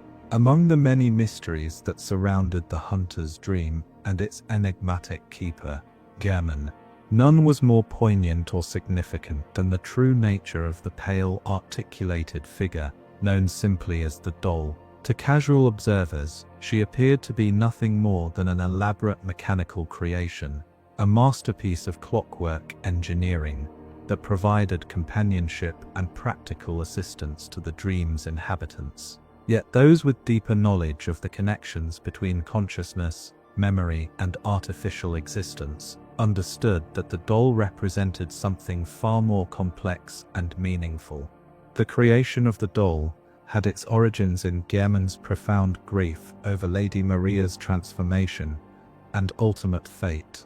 The old hunter had formed a deep emotional attachment to his most promising student, an affection that went beyond simple mentorship to encompass genuine paternal love and perhaps something even more complex. Maria's withdrawal from active hunting, her retreat to the Astral Clocktower, and her eventual transition into the hunter's nightmare had left Gehrman with a sense of loss that was both professional and deeply personal. The process by which Gehrman created the doll was not simply a matter of mechanical engineering, but rather an exercise in applied arcane theory that drew upon everything he had learned about the relationship between consciousness and physical form.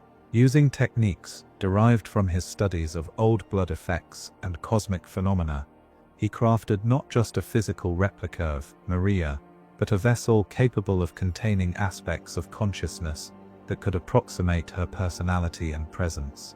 The materials used in the doll's construction were carefully selected for their ability to channel and contain spiritual essences.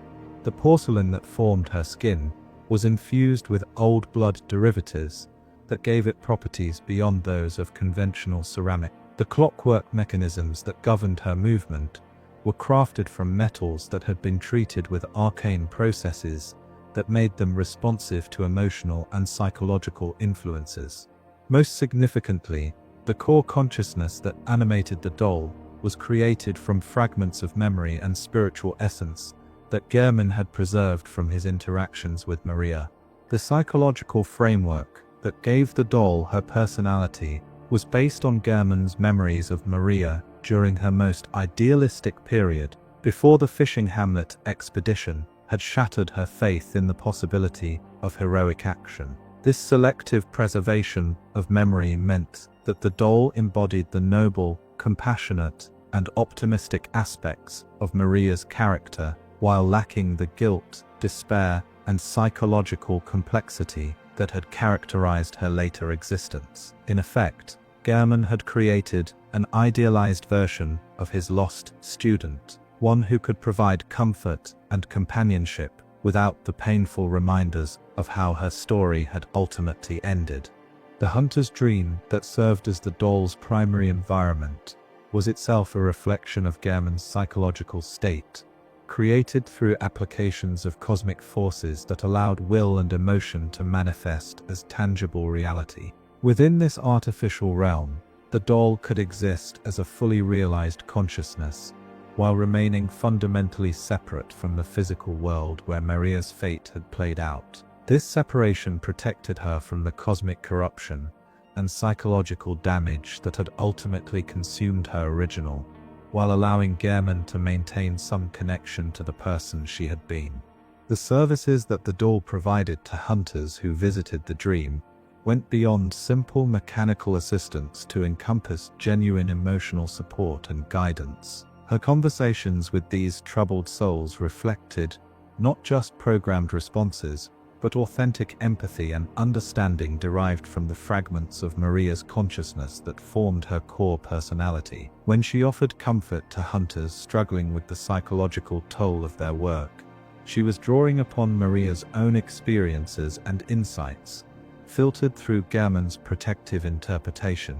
The relationship between the doll and Lady Maria's actual consciousness was complex and not entirely understood, even by Gehrman himself. At times, it seemed that the doll was simply an artificial recreation, with no direct connection to Maria's ongoing existence. At other times, there appeared to be some form of sympathetic resonance between the two entities, with the doll's behavior and emotional state reflecting changes in Maria's condition within the hunter's nightmare. This ambiguity was probably intentional on Gehrman's part, allowing him to maintain hope for some form of genuine connection, while avoiding the disappointment that might come from definitive knowledge.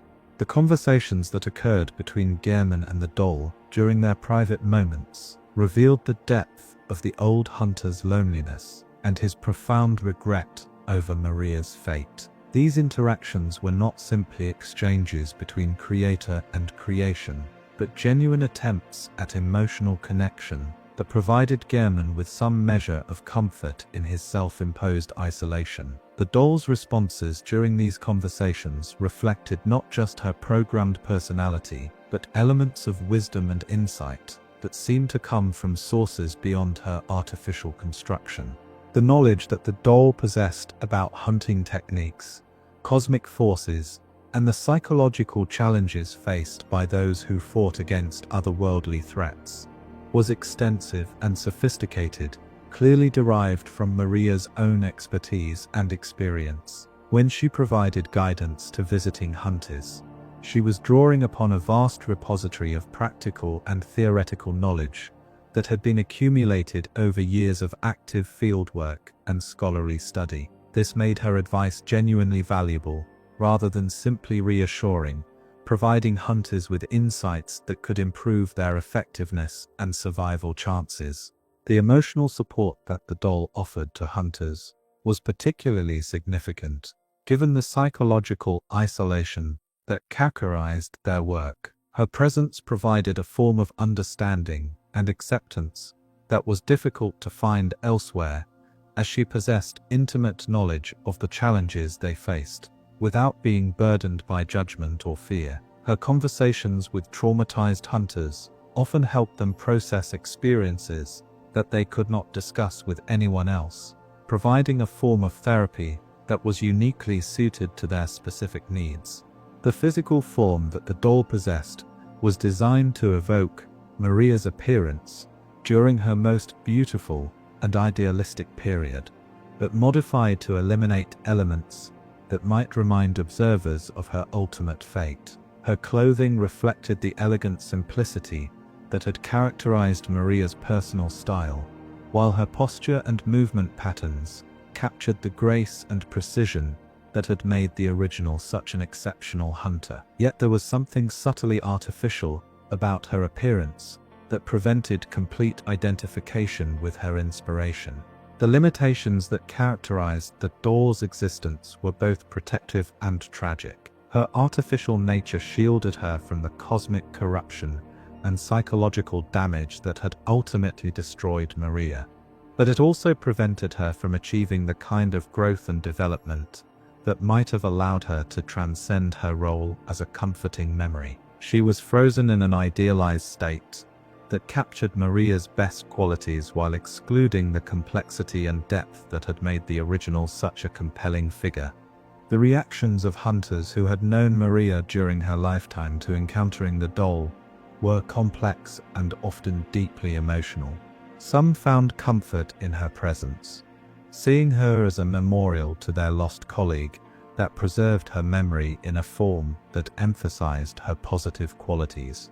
Others were disturbed by what they perceived as a violation of Maria's memory, a reduction of a complex and tragic figure to a simplified and sanitized recreation. These differing responses reflected the various ways that individuals processed grief and loss.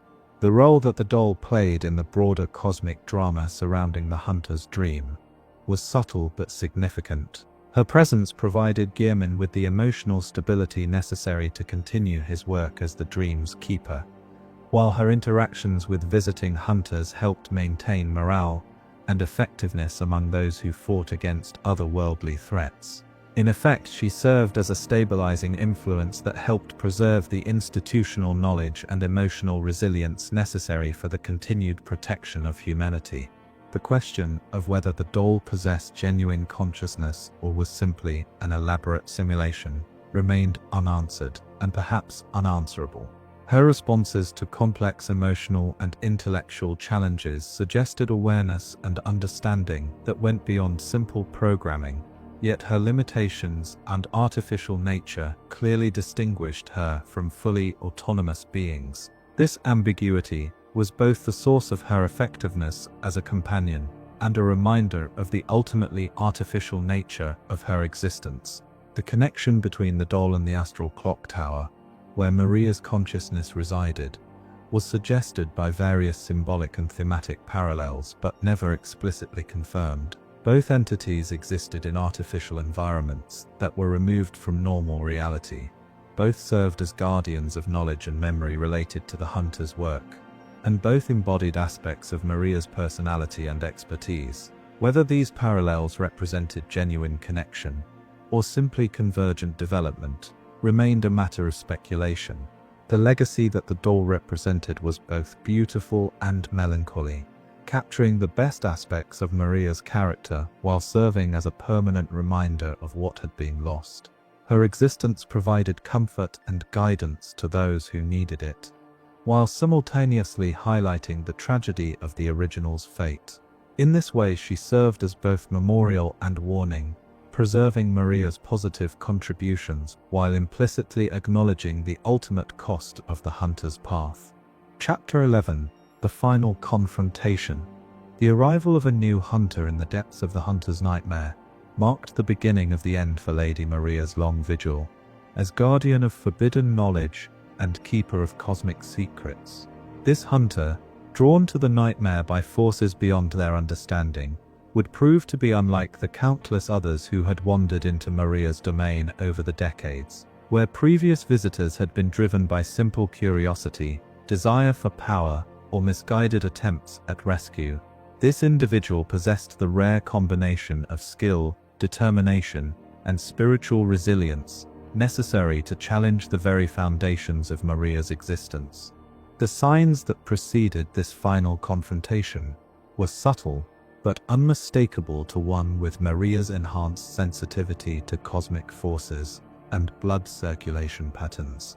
The hunter's nightmare itself seemed to respond to the approaching presence, with the usual temporal distortions that characterized the realm becoming more pronounced, and the psychological landscape shifting in ways that suggested fundamental changes in the cosmic balance that maintained the nightmare's existence. Maria's preparation for this ultimate encounter involved both practical and spiritual elements that drew upon everything she had learned during her years of guardianship. Her blood arts techniques were refined and enhanced to levels that transcended anything she had achieved during her mortal existence, while her understanding of the cosmic forces that governed the nightmare allowed her to manipulate the realm's environment in ways that would give her every possible advantage in the coming battle. The fishing hamlet that served as the setting for this final confrontation had been transformed by decades of Maria's presence and the collective guilt of all who had participated in its destruction. The landscape now reflected not just the physical appearance of the original settlement, but the emotional and spiritual resonances that had accumulated around the memory of what had occurred there. Every building, every street, every stone carried with it the weight of tragedy and the promise of judgment. The weapons that Maria prepared for this final battle were not simply enhanced versions of her traditional arsenal, but entirely new creations forged from the concentrated essence of her guilt, memory, and spiritual development. Her throwing knives were crafted from crystallized moments of remorse, each blade carrying within it the full emotional impact of specific memories from the fishing hamlet expedition. The rakuyo that would serve as her primary weapon had been transformed through blood arts into something that existed partially outside normal space-time, allowing her to attack from angles and dimensions that conventional defenses could not anticipate.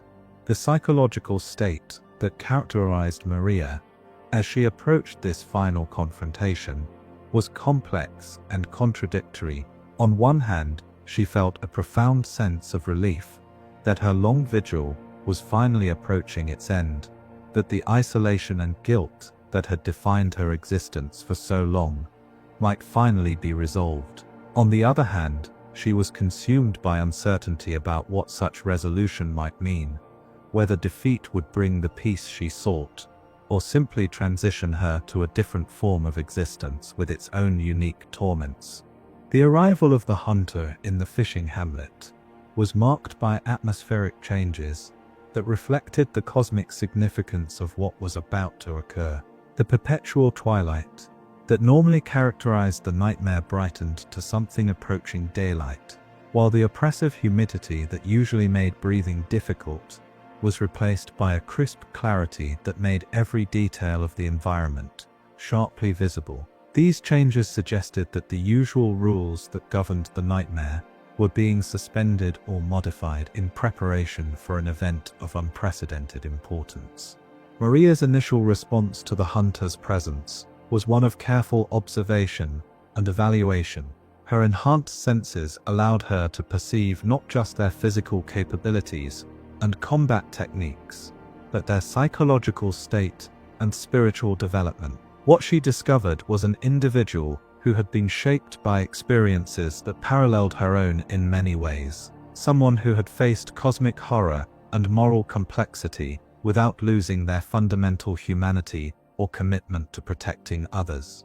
The conversation that preceded their actual combat was brief but profoundly significant, providing both participants with insights into each other's motivations and the cosmic forces that had brought them together. Maria's words during this exchange reflected her accumulated wisdom about the nature of guilt, redemption, and the ultimate cost of heroic action, while also revealing her deep loneliness and her conflicted feelings about the role she had played in maintaining the nightmare's existence. The battle itself was unlike anything that had ever occurred within the hunter's nightmare, a confrontation that combined elements of martial artistry, arcane manipulation, and pure spiritual struggle. Maria's techniques drew upon every aspect of her aristocratic training, scholarly education, and supernatural development, creating a display of combat prowess that elevated violence to the level of cosmic art.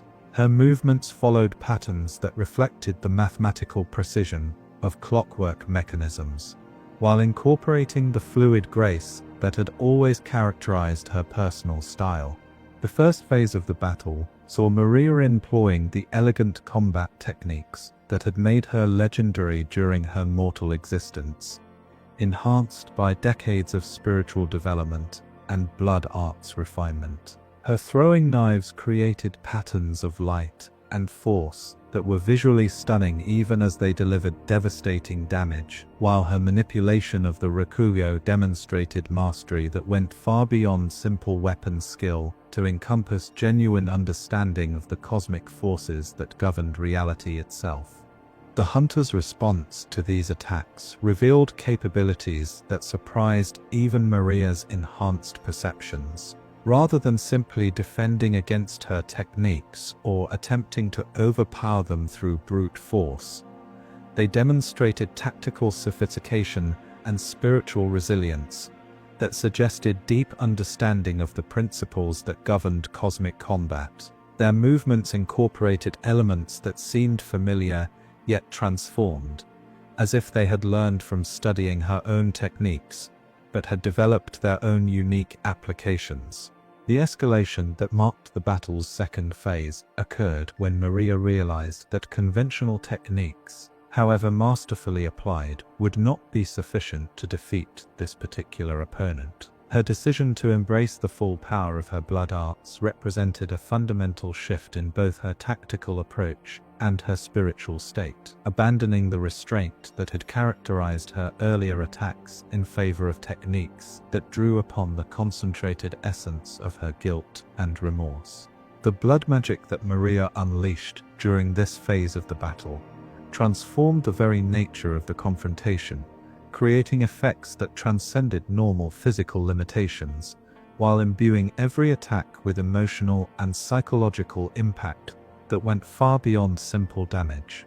Her throwing knives became conduits for concentrated memory and guilt, capable of forcing opponents to experience fragments of her own psychological torment. The Rakuyo's twin blades separated not just physically but dimensionally, allowing her to attack from multiple levels of reality simultaneously.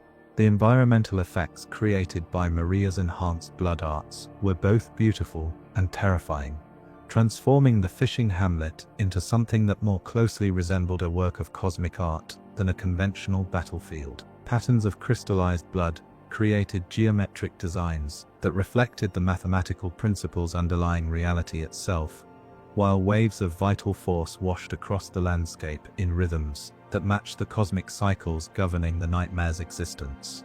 The hunter's adaptation to these escalated conditions demonstrated not just exceptional skill, but genuine understanding of the cosmic forces that Maria was manipulating. Rather than being overwhelmed by the psychological impact of her attacks, they seemed to find ways to incorporate that impact into their own techniques, using Maria's shared memories and emotions as sources of insight, rather than simple torment. This response suggested a level of spiritual development that few beings had ever achieved. The climax of the battle occurred when both participants simultaneously reached the limits of their respective capabilities, creating a moment of perfect balance, where victory could have gone to either side. In this instant of cosmic equilibrium, Maria experienced a clarity of perception that allowed her to understand not just the immediate circumstances of their confrontation, but the broader cosmic drama of which it formed a part. The resolution of the battle came not through decisive victory by either participant, but through a form of mutual recognition that transcended the simple categories of winner and loser. Maria's defeat was both genuine and liberating, providing her with the release from guilt and isolation that she had sought for so long, while simultaneously validating the hunter's own spiritual development and commitment to protecting humanity from cosmic threats. The final moments of Maria's existence as guardian of the fishing hamlet were characterized by a profound sense of peace that had been absent from her experience for decades. Her last words to the hunter reflected not bitterness or regret over her defeat, but gratitude for finally being allowed to lay down the burden of guardianship that had defined her transformed existence. The dissolution of her physical form within the nightmare was accompanied by atmospheric changes that suggested the fundamental alteration of cosmic forces that had maintained the realm's existence. Chapter 12: Legacy of the Clocktower. The defeat of Lady Maria within the hunter's nightmare marked not just the end of her personal torment, but the beginning of a transformation in how her legacy would be remembered and interpreted by future generations of hunters and scholars. The knowledge, techniques, and spiritual insights that she had developed during her years of guardianship did not disappear with her passing, but rather became part of the broader corpus of wisdom that guided humanity's ongoing struggle against cosmic horror. The Astral Clocktower, that had served as Maria's earthly refuge, remained standing long after her consciousness had found peace, but its nature was fundamentally altered by the absence of its guardian. The temporal distortions that had characterized the tower's environment gradually normalized, while the elaborate blood magic wards that had protected its secrets slowly faded. Yet the knowledge contained within its walls remained intact, preserved for those who might prove worthy of accessing it. The weapons and techniques that Maria had developed over her lifetime became legendary among the hunter community, though few individuals possessed the combination of skill, knowledge, and spiritual development necessary to master them fully. The Rakuo fighting style spread throughout the hunter community in simplified forms, while her blood arts innovations were studied and adapted by scholars seeking to understand the relationship between consciousness and vital force. The throwing knife techniques that had been Maria's signature became a standard part of hunter training programs, though the spiritual and psychological elements that had made her applications so effective were often lost in translation. The physical aspects of her methods could be taught and learned relatively easily, but the combination of aristocratic grace, scholarly precision, and spiritual depth that had characterized her mastery remained beyond the reach of most practitioners. The blood arts innovations that Maria had developed represented her most significant contribution to humanity's understanding of cosmic forces and their practical applications.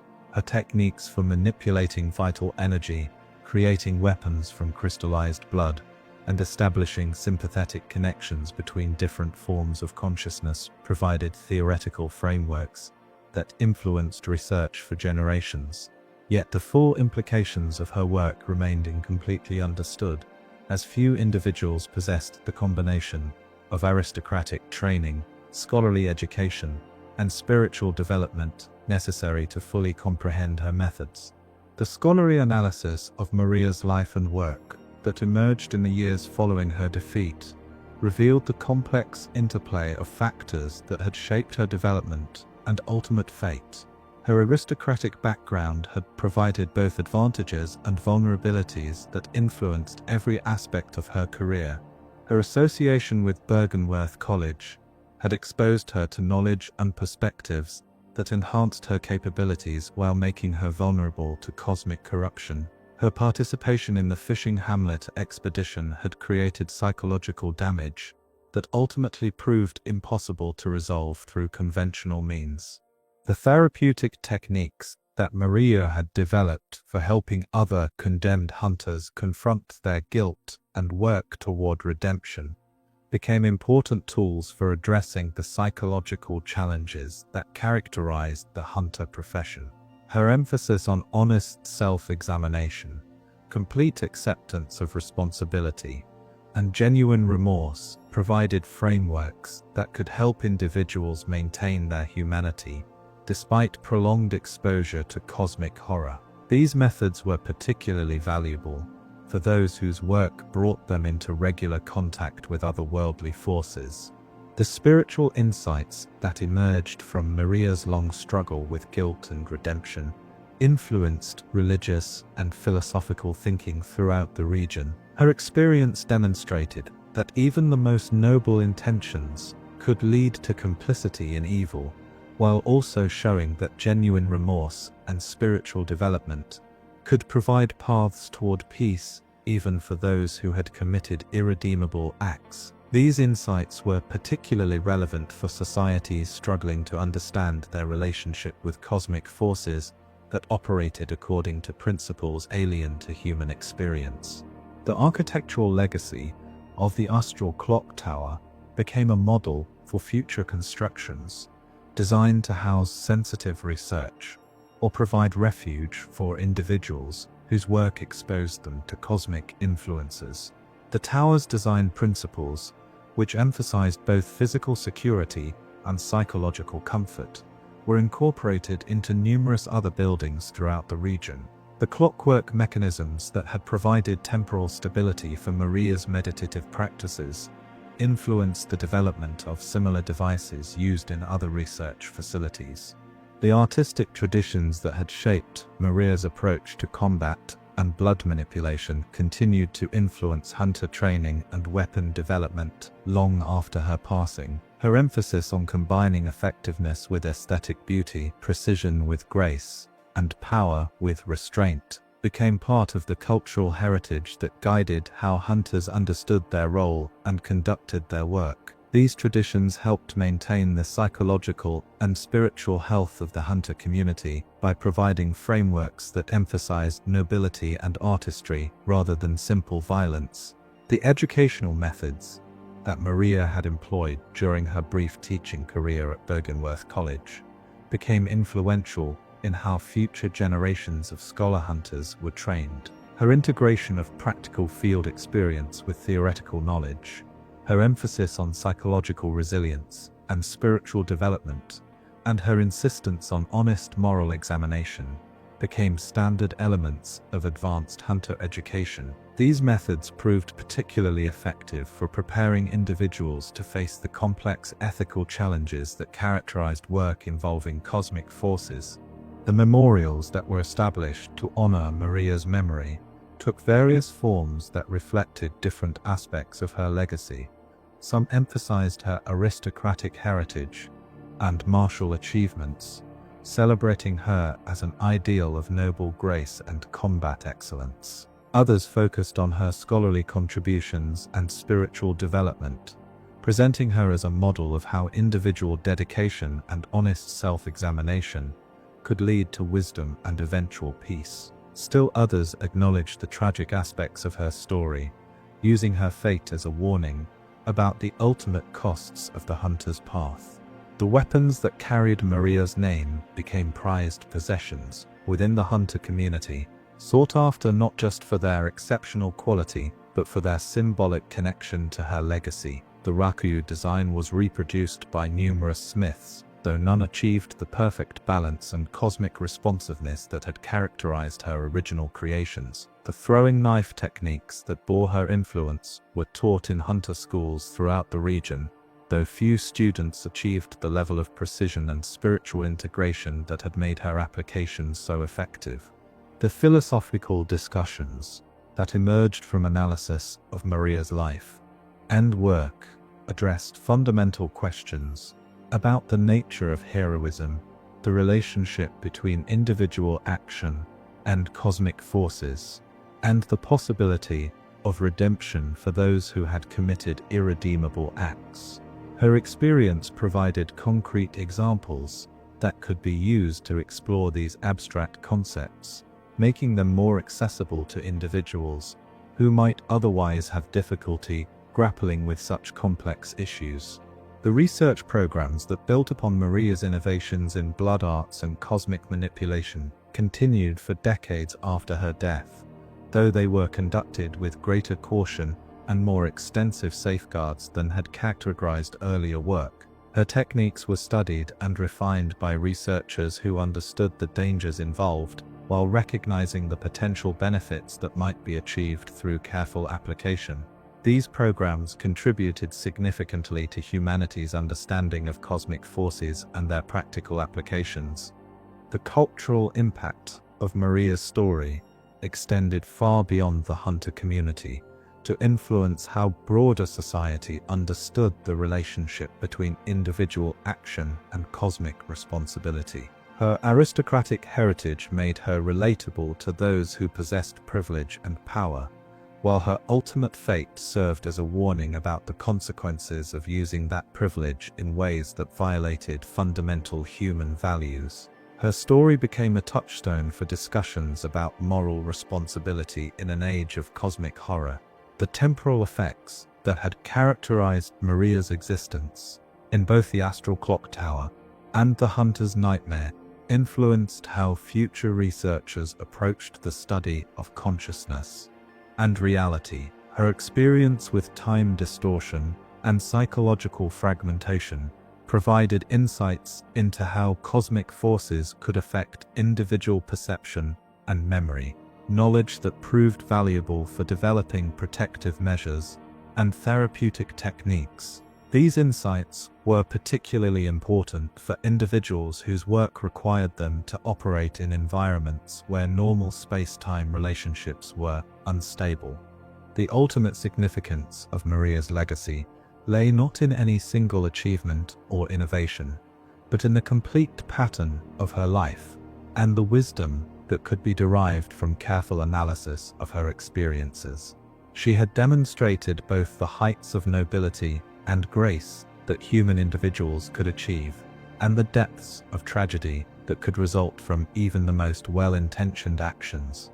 Her story provided a complete example of how cosmic forces could interact with human consciousness, offering lessons that remained relevant for anyone seeking to understand their place in a universe governed by intelligences beyond human comprehension.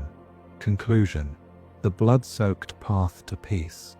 As we reach the end of our journey through the tragic tale of Lady Maria, we find ourselves confronted with a story that encapsulates everything that makes Bloodborne's narrative so profoundly moving and philosophically complex. Here was a woman who began with every advantage that aristocratic society could provide: noble birth, exceptional education, natural talent, and unwavering moral conviction, yet found herself inexorably drawn into complicity with cosmic horror that ultimately destroyed everything she held dear.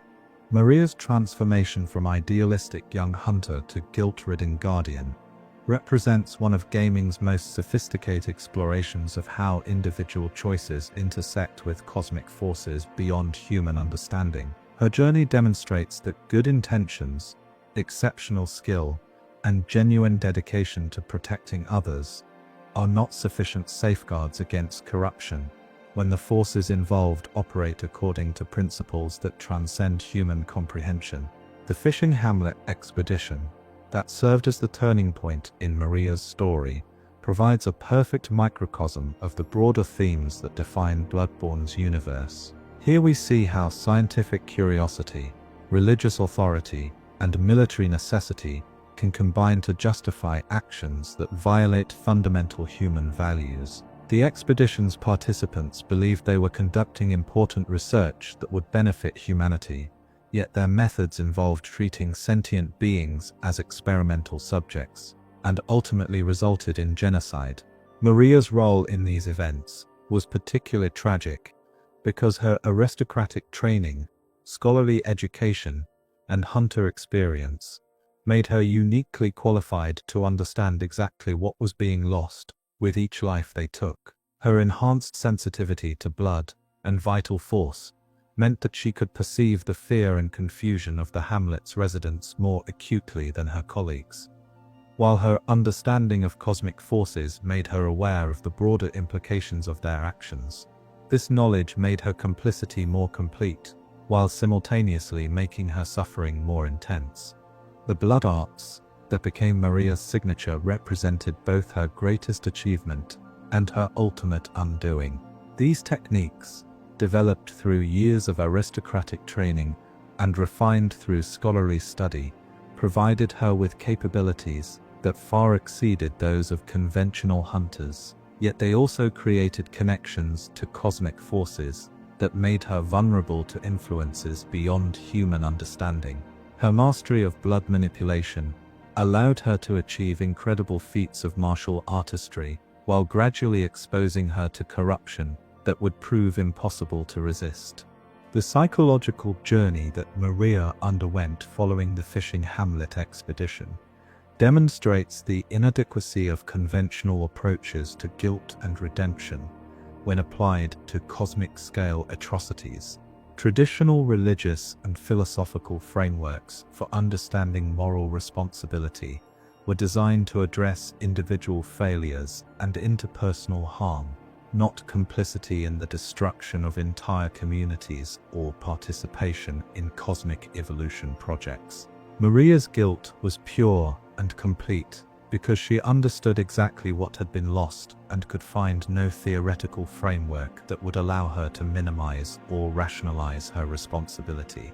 The retreat to the Astral Clocktower that defined the middle period of Maria's existence represented both escape and imprisonment, The tower provided the isolation necessary for her to process her experiences without external distractions, while its clockwork mechanisms offered a form of meditative focus that helped her maintain psychological stability. Yet this same isolation cut her off from the human connections that might have provided comfort and perspective, trapping her in cycles of guilt and self-recrimination that grew more intense over time. The blood magic techniques that Maria developed during her guardianship of the clock tower were artistic expressions of her aristocratic heritage, transformed by cosmic horror into something that transcended normal human capabilities. Her throwing knives became instruments of crystallized memory and emotion, while her mastery of the Rekyuu reached levels that elevated combat to the status of cosmic art. These achievements represented the pinnacle of what could be accomplished through the combination of noble training, scholarly study, and supernatural development. Yet they were created in service of self-punishment rather than heroic purpose. The hunter's nightmare that became Maria's final destination was both prison and purgatory, a realm where the most corrupted hunters were condemned to relive their worst failures until they achieved genuine redemption or accepted eternal torment. Maria's position within this cosmic machinery was unique because her guilt was pure and complete, uncontaminated by the self-justification and denial that characterized most of the nightmare's inhabitants. This purity granted her authority and responsibility that she never sought, making her both victim and guardian within the realm of cosmic punishment. The relationship between Maria and the doll that Gaemon created in the hunter's dream reveals the complex psychology of loss and memory that characterized the old hunter's response to his student's fate.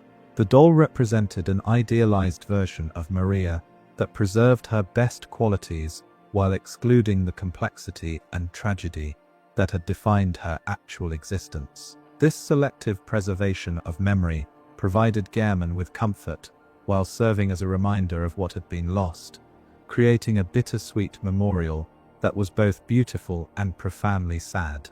The final confrontation that brought Maria's guardianship to an end was as much spiritual struggle as physical combat, a battle between two individuals who had been shaped by similar experiences but had found different ways of maintaining their humanity in the face of cosmic horror. The hunter who defeated Maria possessed the same combination of skill, dedication, and moral conviction that had originally made her such an exceptional defender of humanity, but had somehow managed to avoid the psychological damage that had ultimately consumed her.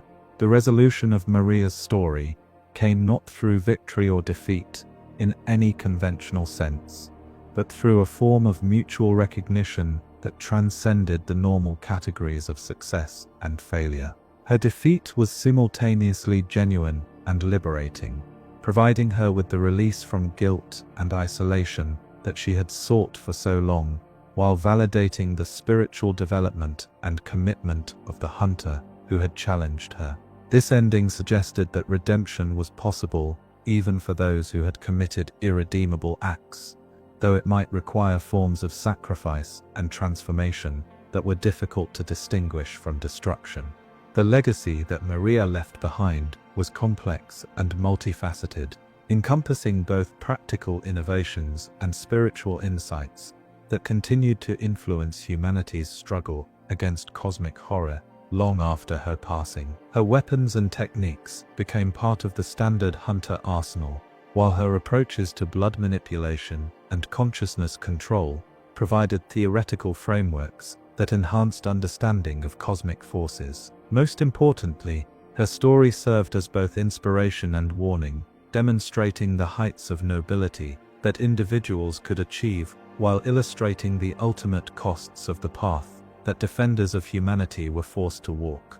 The aristocratic heritage that had initially set Maria apart from other hunters ultimately proved to be both advantage and vulnerability in her confrontation with cosmic forces. Her noble training provided her with discipline, grace, and moral conviction that enhanced her effectiveness, while making her particularly sensitive to the ethical implications of her actions. Yet, this same aristocratic background also created expectations and psychological patterns that made her vulnerable to guilt and despair when her actions violated her fundamental values.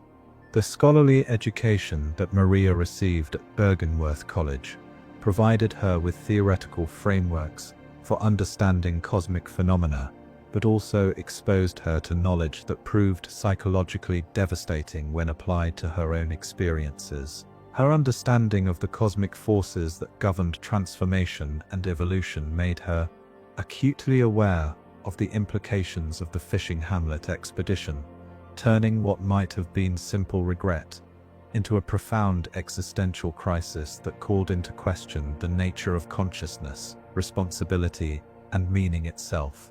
The blood arts that became Maria's signature represented the culmination of aristocratic martial traditions, enhanced by scholarly understanding and refined through supernatural development. These techniques allowed her to achieve feats that elevated combat to the level of cosmic art, while providing tools for psychological exploration and spiritual development. Yet they also created connections to forces that operated beyond human comprehension, making her vulnerable to influences that ultimately proved impossible to resist or control.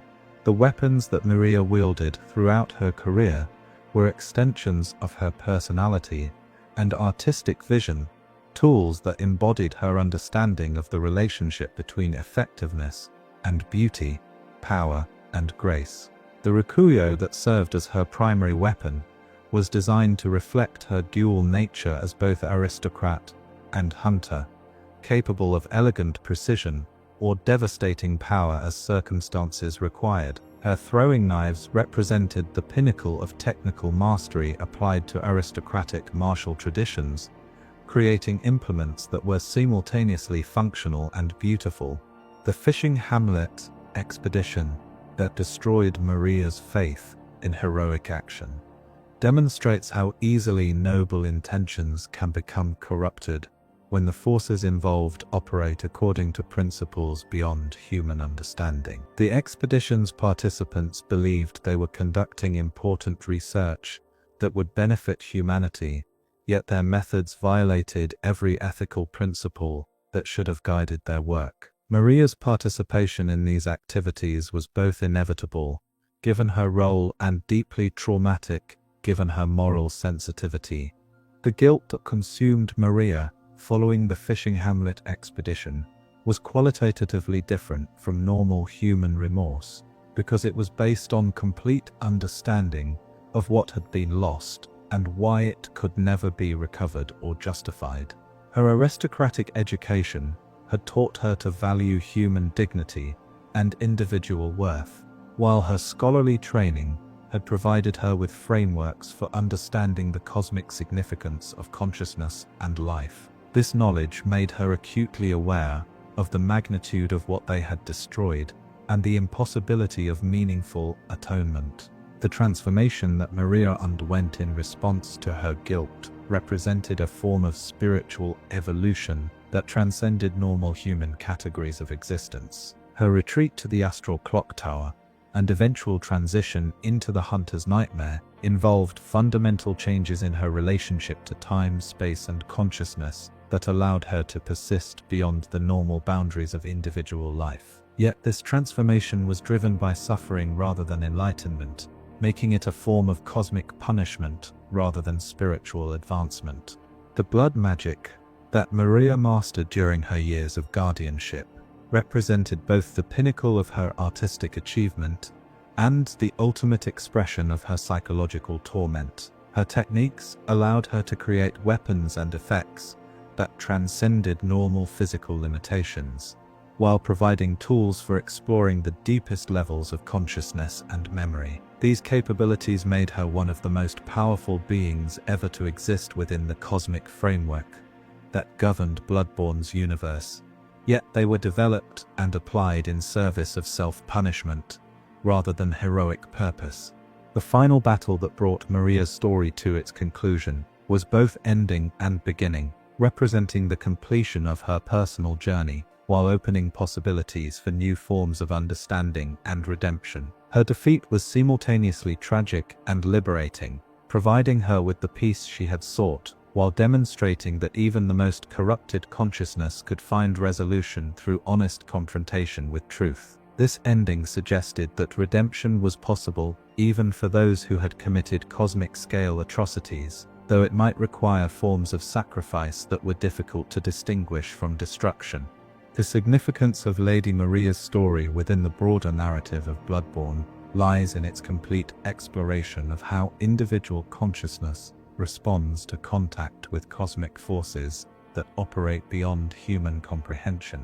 Her journey from aristocratic idealism through scholarly enlightenment to cosmic horror and ultimate transcendence provides a perfect microcosm of humanity's relationship with otherworldly intelligence. Her story demonstrates both the nobility and fragility of human consciousness when confronted with truths that exceed its capacity for understanding.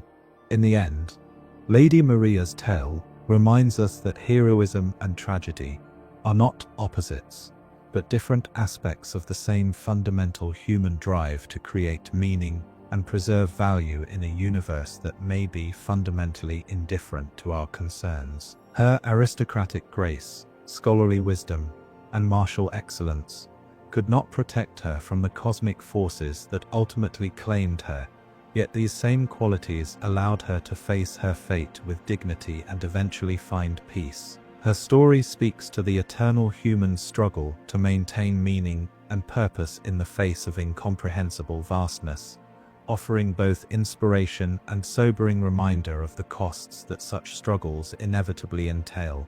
The blood-soaked path that led Maria from the noble halls of Canehurst to the cosmic nightmare of her ultimate fate was marked by choices that seemed reasonable at each step, yet culminated in tragedy that was both personal and universal. Her story provides no easy answers or comfortable resolutions, only the hard-won wisdom that comes from honest confrontation with the deepest implications of consciousness, responsibility, and the price of knowledge. In this way, her tale serves as both masterpiece of narrative art and profound meditation on the fundamental challenges of existence in a universe where cosmic horror and human nobility exist in eternal tension. As we conclude our exploration of Lady Maria's tragic journey, we're left with a story that exemplifies everything that makes Bloodborne's narrative so enduringly powerful. Here was a woman who possessed every advantage that birth, education, and natural talent could provide, yet found herself inexorably drawn into complicity with cosmic horror that ultimately consumed everything she held dear. Her transformation from idealistic young hunter to guilt-ridden guardian provides a perfect lens through which to examine the broader themes of cosmic responsibility, individual agency, and the ultimate price of knowledge in a universe governed by intelligences beyond human comprehension.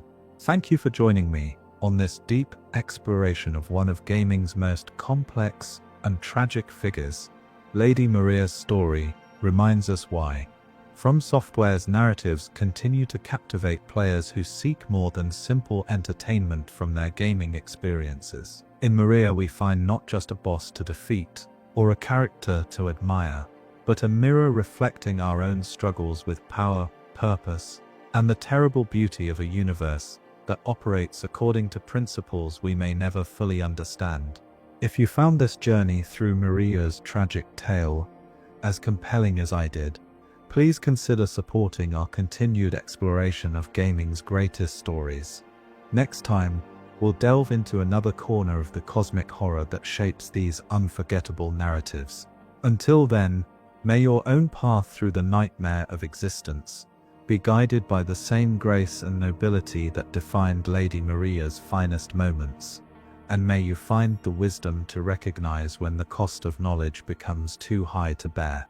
Gentle, melancholic outro music fades in, carrying the weight of tragedy and the promise of peace.